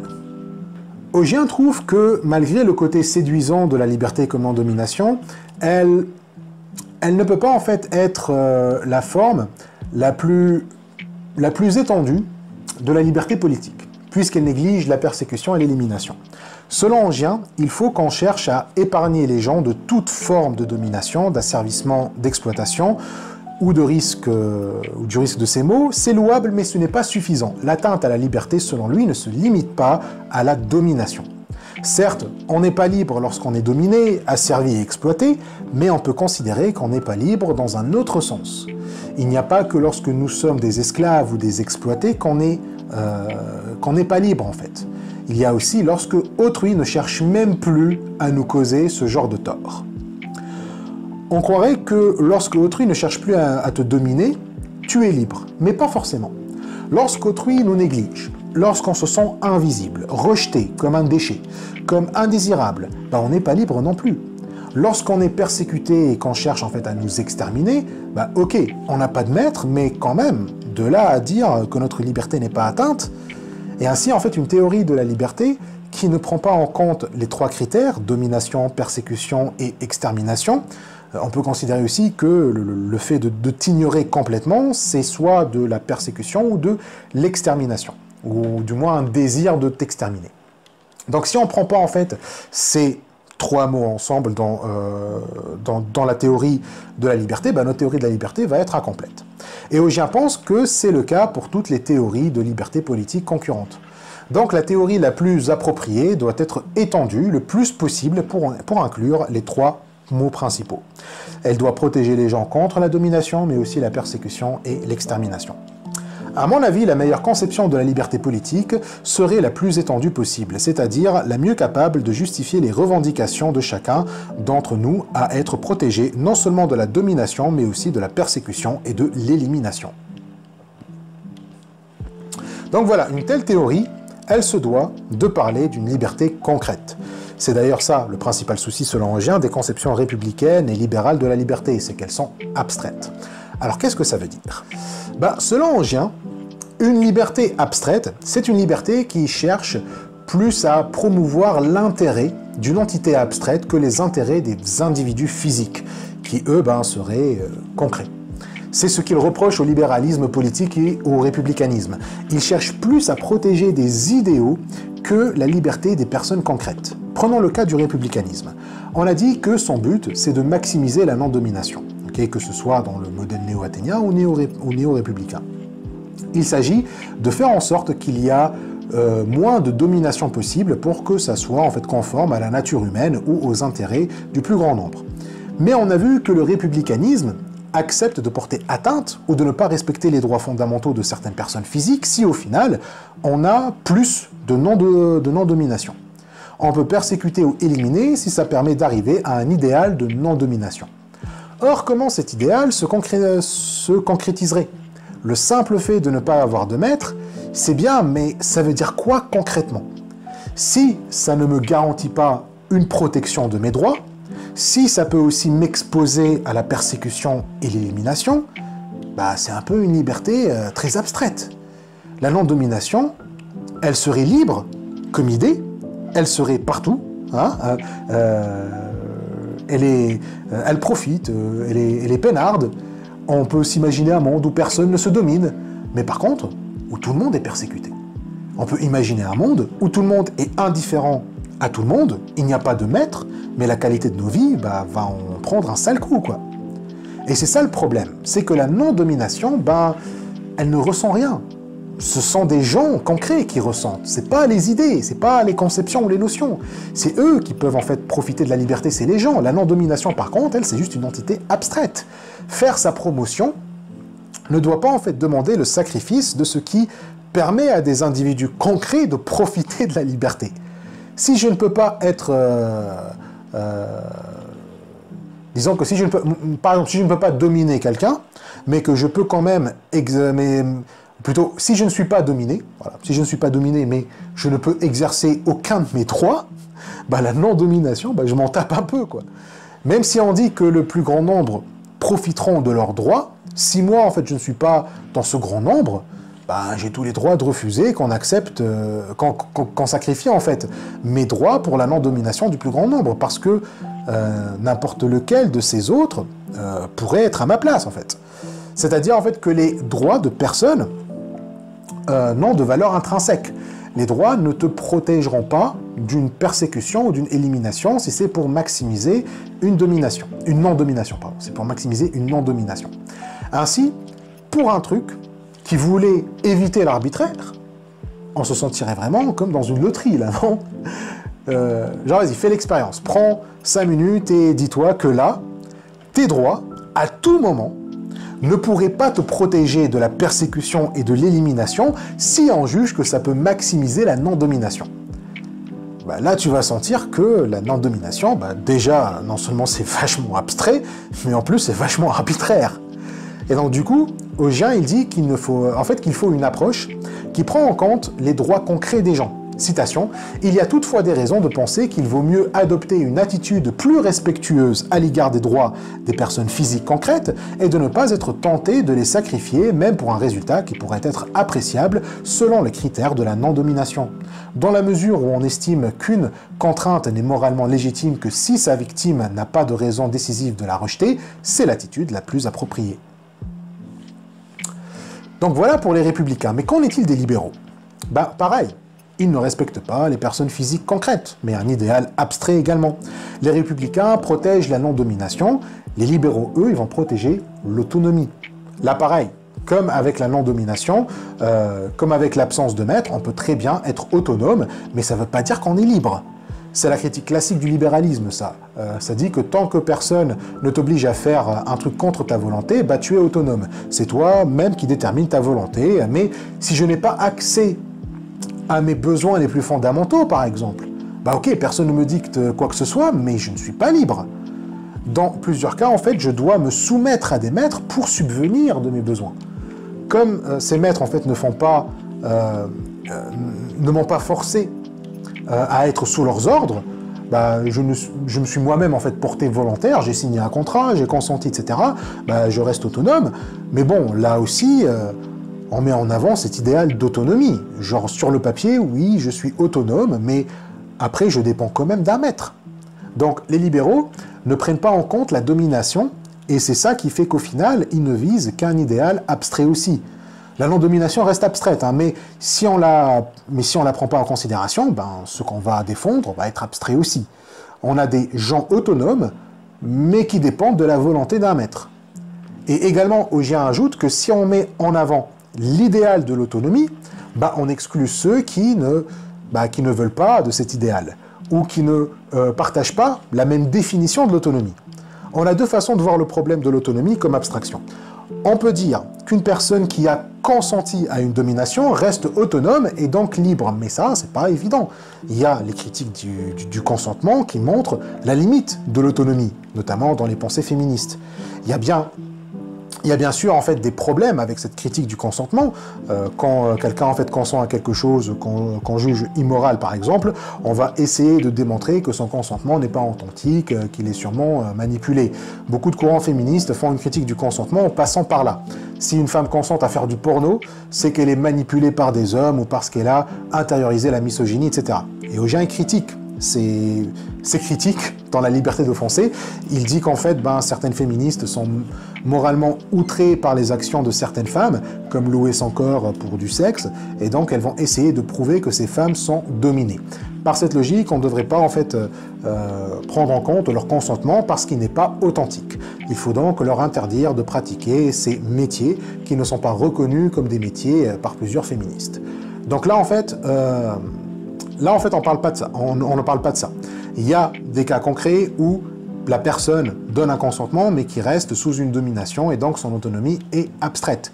Mais il y a des cas où cette critique de l'autonomie abstraite n'est pas valide, et elle risque de se transformer en justification du paternalisme. Par exemple, parce qu'en fait, tu n'es pas autonome, puisque tu as consenti à quelque chose que je considère immoral ou abject, je m'autorise à intervenir en fait dans ta vie pour te l'interdire. Ici donc, on donne une définition subjective et arbitraire de l'autonomie, de ce qui constitue l'autonomie, et donc tout ce qui ne tombe pas dans cette définition, c'est considéré comme une non-autonomie. Voilà, tu n'es pas autonome si en fait tu fais les choses que moi je considère immorales, quoi, ou que je trouve abjectes, voilà. On va par exemple dire que ceux qui veulent rester entre eux, les communautaires, ou qui veulent garder leur religion, ne sont pas autonomes parce qu'ils sont manipulés par des gourous, par des imams intégristes, etc. On reproche parfois aux femmes aussi, quand elles portent le voile, d'être en réalité soumises à un ordre religieux et patriarcal, et on va reprocher aux communautaires de ne pas vouloir vivre indépendamment de leurs semblables. En gros, en fait, on leur reproche de ne pas penser par eux-mêmes, et c'est ça, en fait, la deuxième façon de voir le problème de l'autonomie comme abstraction. On peut dire qu'il y a des situations où notre autonomie ne nous permet pas de jouir de notre liberté, et des cas où l'idéal d'autonomie ne prend pas en compte ceux qui ne le partagent pas. Ce que dit Augien, c'est que l'idéal de l'autonomie stipule que ceux qui ne le partagent pas, ben, on peut les dominer, on peut les persécuter, on peut les exterminer tant qu'ils rejettent l'idéal ou ne s'y assimilent pas. Il est donc bizarre de dire que juste parce que X ne partage pas ton idéal d'autonomie, et qu'en plus, il ne te cause pas de tort, quoi, tu peux le persécuter et n'y voir aucune atteinte à sa liberté. Si l'idéal d'autonomie invisibilise cette violation sur une personne concrète, alors c'est un idéal abstrait. Il y a quelqu'un, en fait, qui ne cause de tort à personne, mais par le fait qu'il n'est pas autonome selon ta définition, hein, il n'est pas conforme à ton idéal de l'autonomie, ben on se donne le droit de le persécuter. Il me semble que les personnes physiques concrètes méritent plus d'égards. Chacune doit être à l'abri de la domination, de la persécution et de l'élimination du moment qu'elle n'a causé aucun tort grave aux autres, même si elle ne vit pas selon l'idéal d'autonomie. Voilà donc pourquoi Augien ne s'inscrit dans aucune de ces deux traditions. Parce que chacune en fait promeut une liberté un peu abstraite. Un État libéral ou républicain serait inefficace pour lutter contre les injustices sociales, puisque pour ça, il faut une liberté concrète. Il faut donner plus d'égards aux personnes physiques concrètes, justement.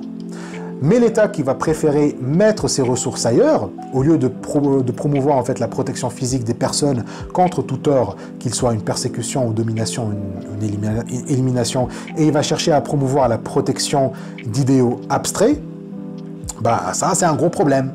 C'est comme si en fait vous cherchiez à protéger des statues qui ne ressentent rien que les gens en chair et en os.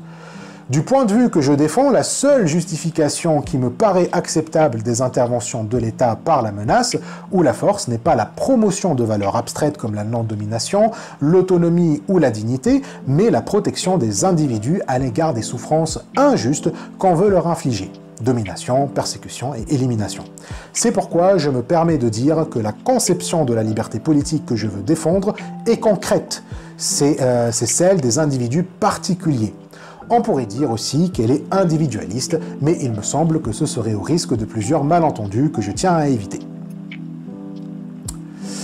Donc voilà ce qu'est la liberté selon Augien. Il s'agit d'une liberté concrète, c'est-à-dire la liberté d'individus particuliers en chair et en os.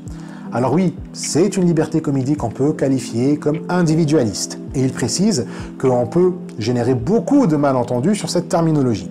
Quand on parle de liberté individualiste, on parle de la liberté au sens individuel et non pas collectif. On ne peut pas parler de la liberté d'un peuple que dans un sens abstrait pour Augien. Concrètement, on parle de la liberté de chaque individu qui fait ce peuple. Si on parle de la liberté du peuple palestinien, ce qu'on doit en fait signifier, c'est la libération de chaque individu palestinien, parce que le peuple comme entité, ça ne ressent rien. Donc un peuple ne souffre pas, c'est un concept ou une abstraction, mais c'est en fait les individus qui forment ce peuple qui, eux, souffrent. Ceux qui ressentent la persécution, la domination et l'élimination, c'est les gens particuliers. Donc quand on dit que le peuple palestinien souffre, c'est plus en fait une métaphore pour dire que chaque personne palestinienne souffre. Donc, il faut expliciter aussi ce qu'on veut dire par la liberté individualiste, la liberté des individus particuliers, parce que comme a dit Augien, il y en a beaucoup en fait qui comprennent ça comme c'est en fait, parce que comme c'est en fait, je m'en fous en fait des autres, je m'occupe que de mon propre cas et c'est tout quoi. Donc il va falloir qu'on précise qu'est-ce qu'il veut dire exactement par liberté individualiste. Alors, comme Augien précise, c'est une notion qui peut faire peur. Quand on parle d'individualisme, on a tendance à l'associer à des notions qui n'ont pas en fait bonne réputation. On va chercher à le disqualifier moralement en l'associant à l'égoïsme, à l'indifférence aux autres, à une absence totale de souci du bien commun. Comme on a dit auparavant, l'individualisme est dénoncé partout, que ce soit en fait à droite comme à gauche. À droite, on va lui reprocher une indifférence aux traditions, aux valeurs morales patriotes et religieuses, au sacrifice pour la nation, au travail dur et assidu, etc. À gauche, on va lui reprocher une indifférence à la justice sociale, aux questions écologiques, à l'engagement politique, etc. On a vu en fait depuis l'article de la gagnerie, je crois que c'est comme ça, Moi je disais la gaznerie, mais apparemment c'est la gagnerie. On a vu depuis la gagnerie dans le chapitre sur la liberté positive, et la semaine dernière aussi on a vu avec Elliot Turiel, l'individualisme en fait c'est la bête noire de tout le monde. Mais pourtant, Ogin dit, l'individualisme est parfaitement compatible avec des préférences altruistes et des engagements pour le bien commun. Alors comment on peut justifier un altruisme et les engagements pour le bien commun en partant de l'individualisme? Par exemple, lorsque le sacrifice de l'individu, que ce soit pour les autres, même avec sa propre vie, c'est le produit des choix de l'individu. Un individu peut faire le choix de tout donner pour les autres sans qu'une collectivité n'exerce une force contraignante sur lui.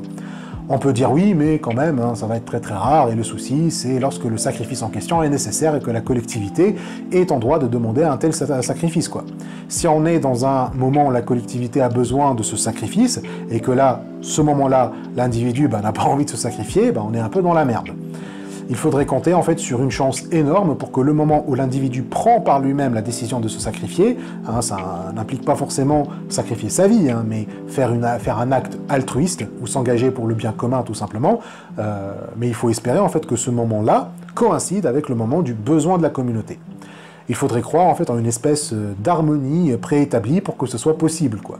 Mais dans la réalité, les fois en fait où les individus décident de se sacrifier d'eux-mêmes ne coïncident pas vraiment avec les moments où c'est nécessaire pour la collectivité. C'est d'ailleurs extrêmement rare. Du coup, on fait quoi?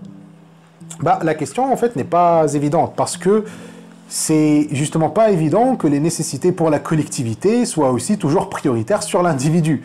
Du coup, on peut rétorquer que même si la coïncidence entre volonté de l'individu et nécessité collective, c'est rare, la priorité systématique de la nécessité collective sur la volonté de l'individu, elle est tout aussi rare.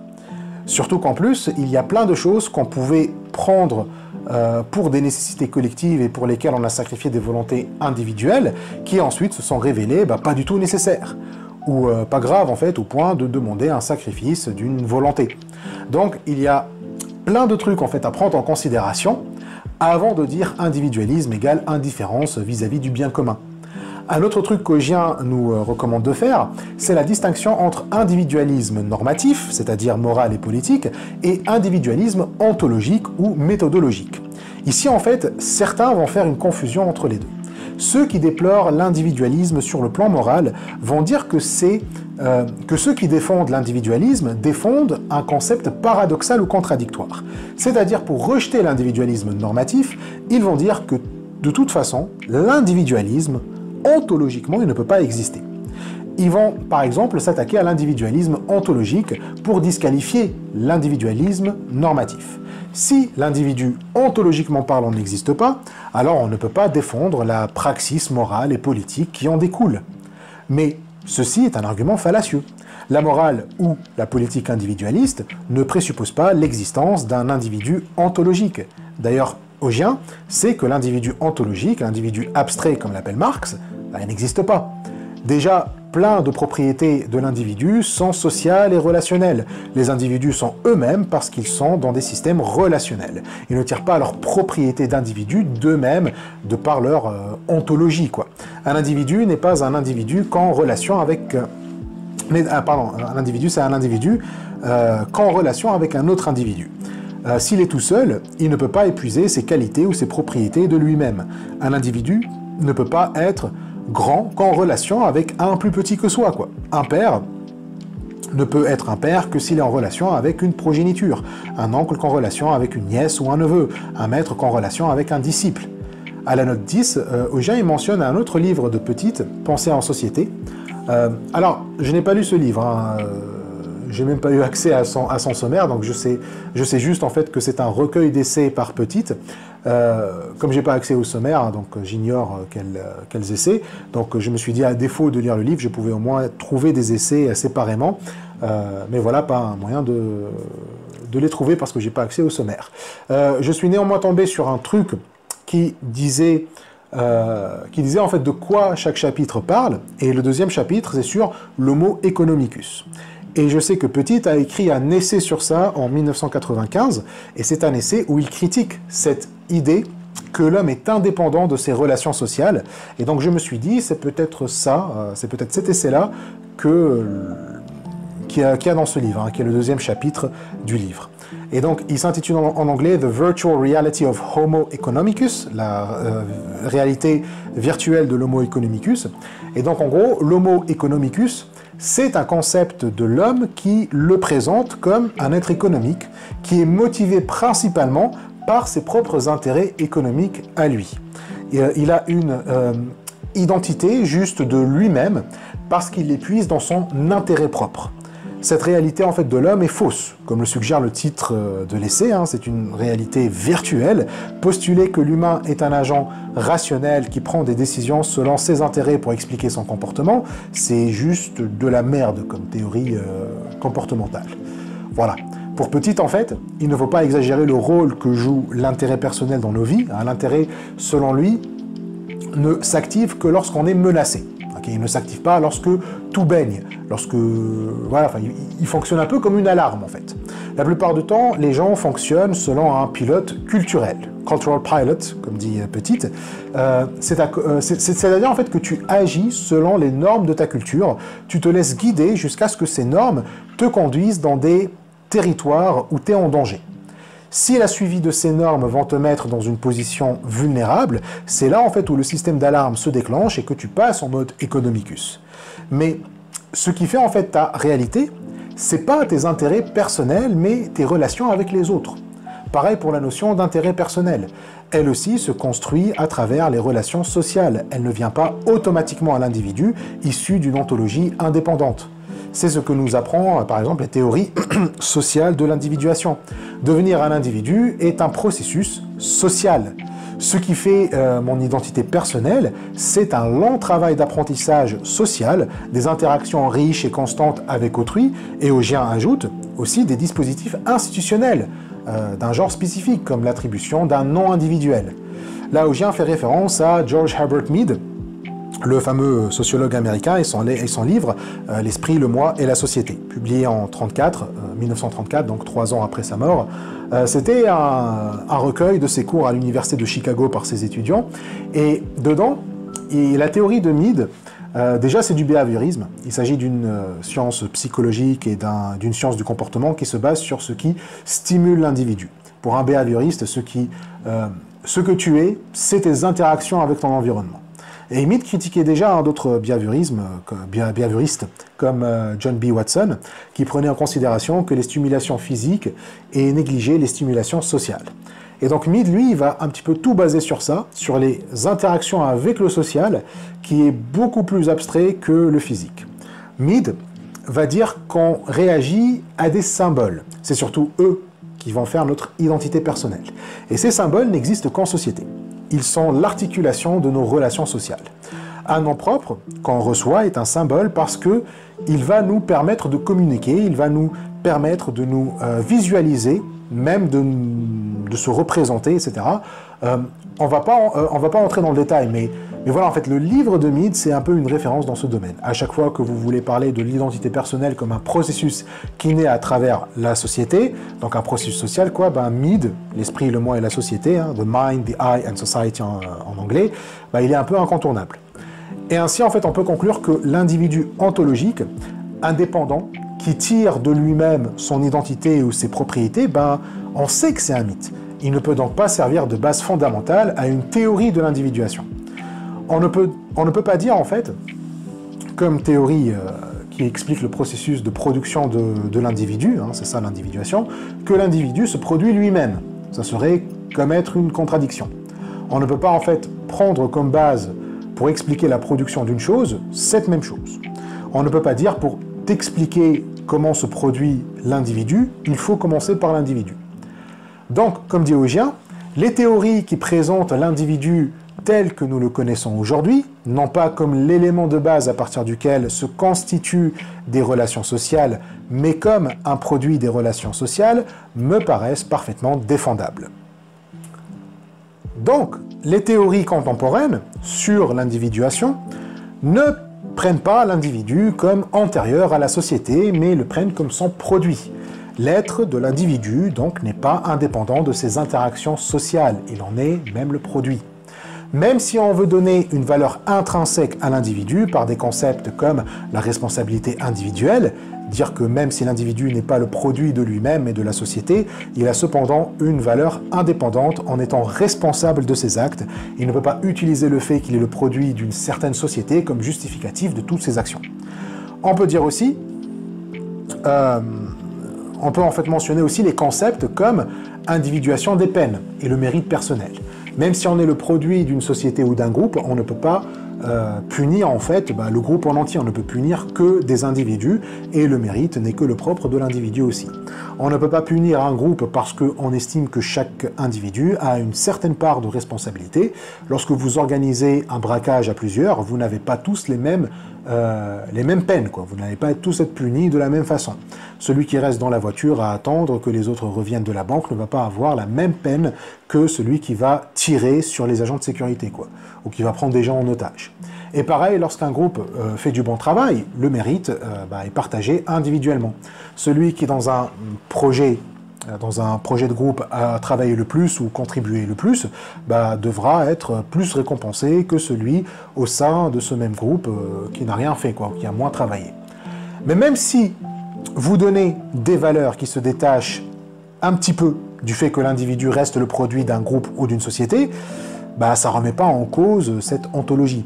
Ça ne va pas en fait nous obliger à abandonner l'ontologie sociale de l'individu pour une ontologie individualiste. Ces valeurs donc n'ont rien d'universel. Et si on les brandit, c'est surtout pour des raisons pragmatiques comme dans les questions de justice et d'équité. Des concepts comme responsabilité individuelle, individuation des peines et mérite personnel restent utiles pour la société d'aujourd'hui. Mais pour d'autres sociétés, à différentes époques, ces valeurs peuvent rien leur dire, quoi. Donc même ces valeurs restent eux-mêmes attachées à un certain contexte historique, culturel et social. Ogien est donc parfaitement conscient qu'un individu reste le produit d'une société. Mais le souci, c'est que pour plusieurs qui déplorent l'individualisme, le fait que l'individu est un produit de la société signifie qu'il a l'obligation morale et politique de renoncer à ses libertés individualistes.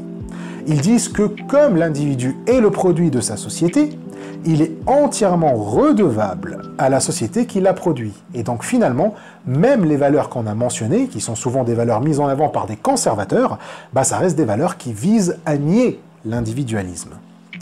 Notre responsabilité personnelle, elle est accordée comme lorsque Dieu t'accorde le libre arbitre. C'est pour que tu t'en sers dans le sens de Dieu, sinon c'est l'enfer. Notre responsabilité personnelle donc, elle est accordée pour qu'on l'utilise au profit du collectif. Pareil avec le mérite et l'individuation des peines. Ça sert à remettre en question notre liberté individualiste, notre liberté par rapport à la morale et notre liberté politique. Le mérite n'est cautionné que par le collectif. Il décide sur le mérite. Qu'est-ce qui mérite d'être mérité, quoi. Et l'individuation des peines, c'est pour plus ou moins mesurer à quel niveau l'individu s'est éloigné du collectif. Si tu es en prison, c'est parce que tu as voulu te couper du collectif, et donc le collectif ne sera pas responsable de tes propres choix.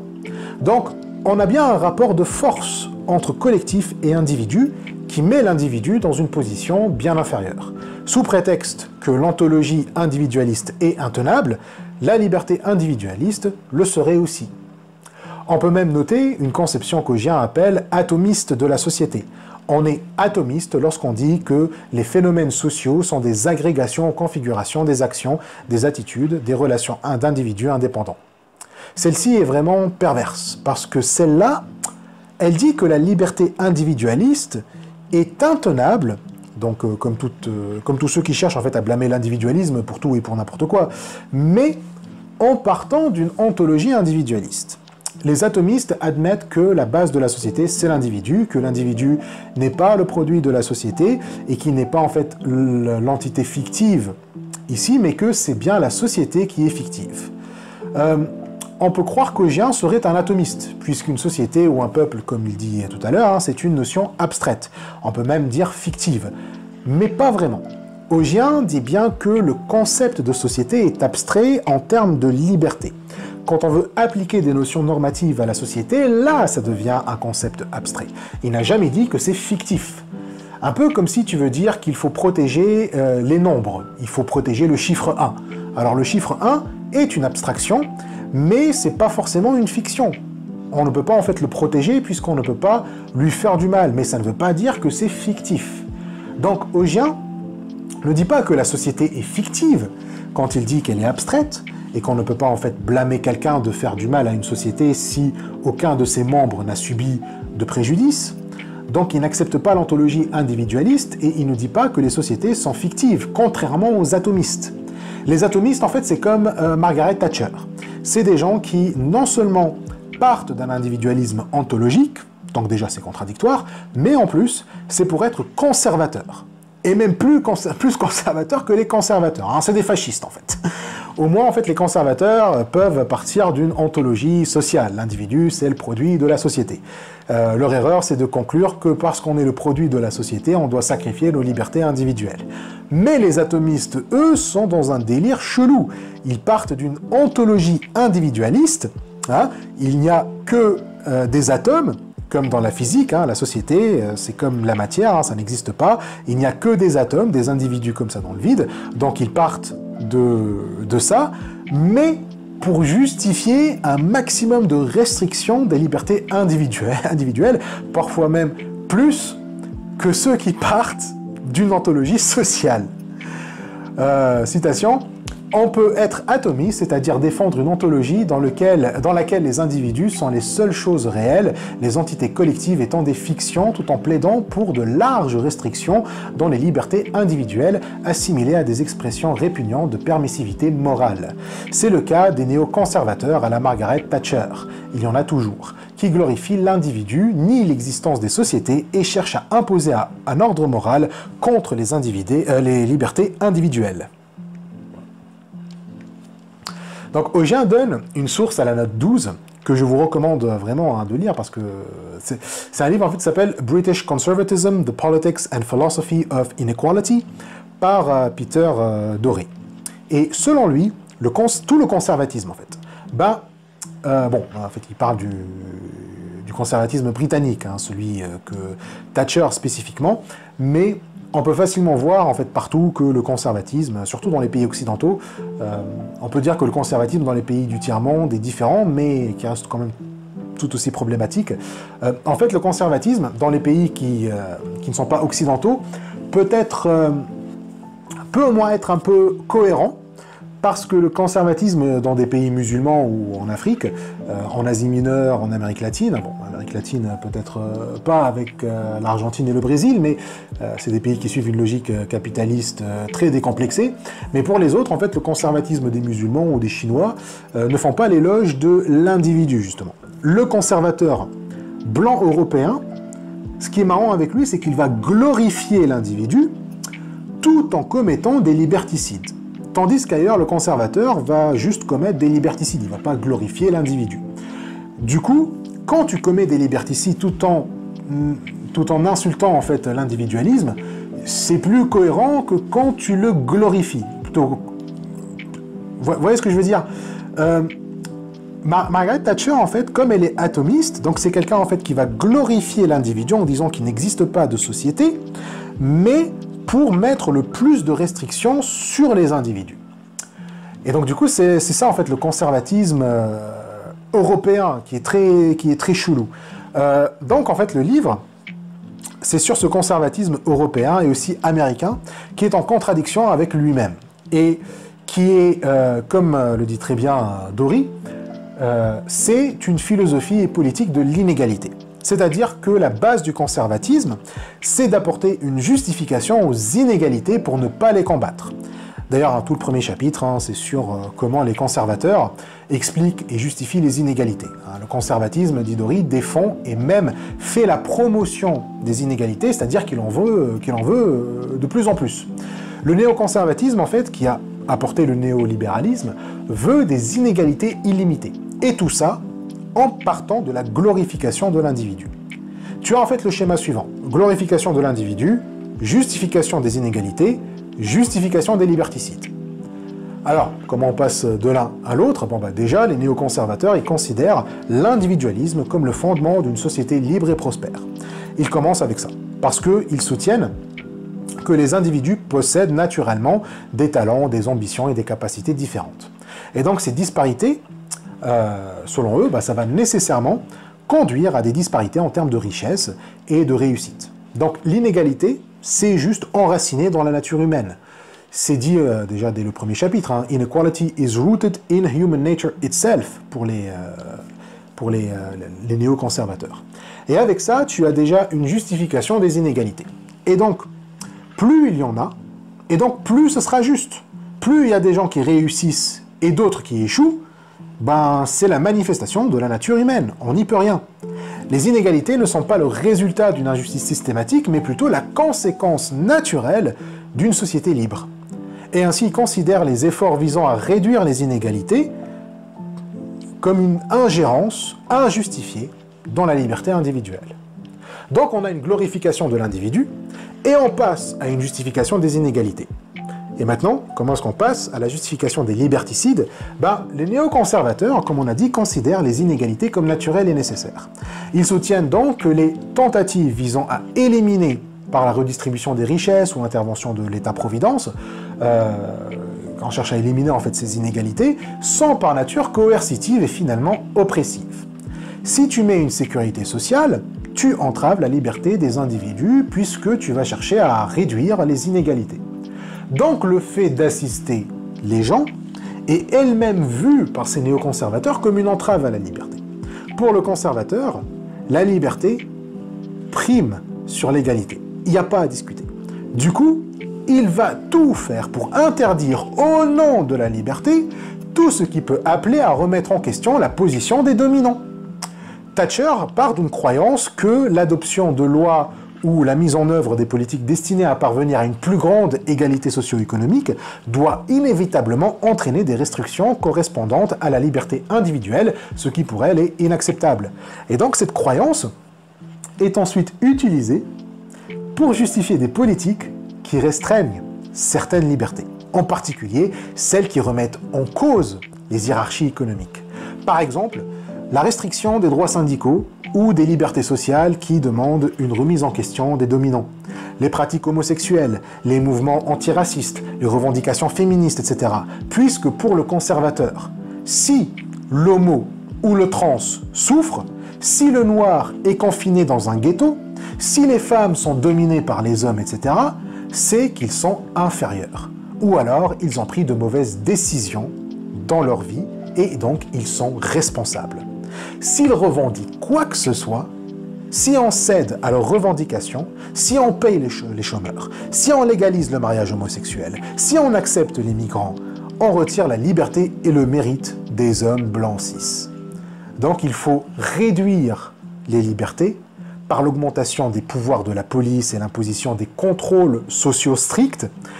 Et donc du coup, ça devient nécessaire, genre renforcement de la police, contrôle social très strict, tout ça, ça devient nécessaire pour maintenir la liberté du marché et prévenir les désordres. Donc voilà en fait pour la conception de l'individualisme ontologique. Augien, lui, par contre, il défend une autre conception, qui est une conception qu'on peut appeler holiste. Ça veut dire qu'elle intègre les deux notions, ontologie sociale et liberté individuelle.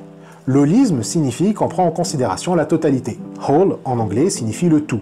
Bon, ça s'écrit avec un W au début, tandis que holisme s'écrit seulement avec un H, et voilà, ça vient de whole, le tout. Mais voilà, avoir une vision holiste des phénomènes sociaux, c'est dire qu'ils ne sont pas les agrégations d'atomes isolés comme dans l'atomisme, mais ils peuvent être compris dans leur ensemble, indépendamment des atomes qui les composeraient. Dans le contexte d'Augien, une conception holiste, c'est ça. On peut être holiste, c'est-à-dire défendre une ontologie dans laquelle les individus ne préexistent pas aux relations sociales, et plaider pour les libertés individuelles les plus larges possibles.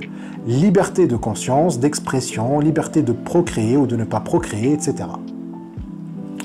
C'est donc une conception qui fait une distinction entre l'individualisme ontologique et l'individualisme normatif, on peut très bien concevoir que l'individu est le produit de sa société sans que ça nous pousse à restreindre ses libertés individuelles, parce que les deux notions sont complètement indépendantes, en fait, selon Augien. Et c'est comme ça qu'il termine ce chapitre, et c'est comme ça qu'il termine la première partie. Et donc du coup, la semaine prochaine, on va commencer à lire de la deuxième partie de l'État nous rend-il meilleur, et où en fait on va voir un petit peu, on va passer en fait à la partie pratique. On va voir comment en fait cette liberté dont il parle, cette distinction entre l'individualisme ontologique et normatif, en fait comment est-ce que ça s'applique vraiment concrètement, en prenant en fait en reprenant déjà le cas des inégalités économiques, hein, le chapitre 6, hein, qui va être le chapitre qu'on va commencer à lire la semaine prochaine, et qui est un petit peu lent hein, par rapport aux autres, donc on va passer, je crois, 3 semaines sur ce chapitre-là. Ce chapitre, en fait, il va parler des inégalités économiques, justement, genre, le genre d'argument qu'on va trouver très souvent pour justifier ces inégalités. Hein. Donc lui, il dit que les inégalités économiques n'ont aucun sens moral, c'est-à-dire qu'on ne peut pas les justifier sur la morale. Et il y a plein de personnes qui essayent de justifier les inégalités économiques sur la morale, et puis on a aussi des chapitres sur la morale à l'école.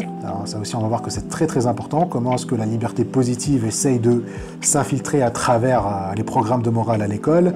On va parler de l'atteinte à la liberté des immigrés, on va parler aussi de la répression du travail sexuel, hein, la prostitution, la pornographie, tout ça. On va aussi parler des modèles pénals, en fait, du modèle pénal que certains tentent de faire passer, qui est un modèle pénal basé sur une liberté positive plutôt que négative. On va parler aussi de l'encadrement coercitif de la procréation et de la fin de vie, hein, genre de l'avortement et du suicide assisté. Donc voilà, on va parler de plein de trucs.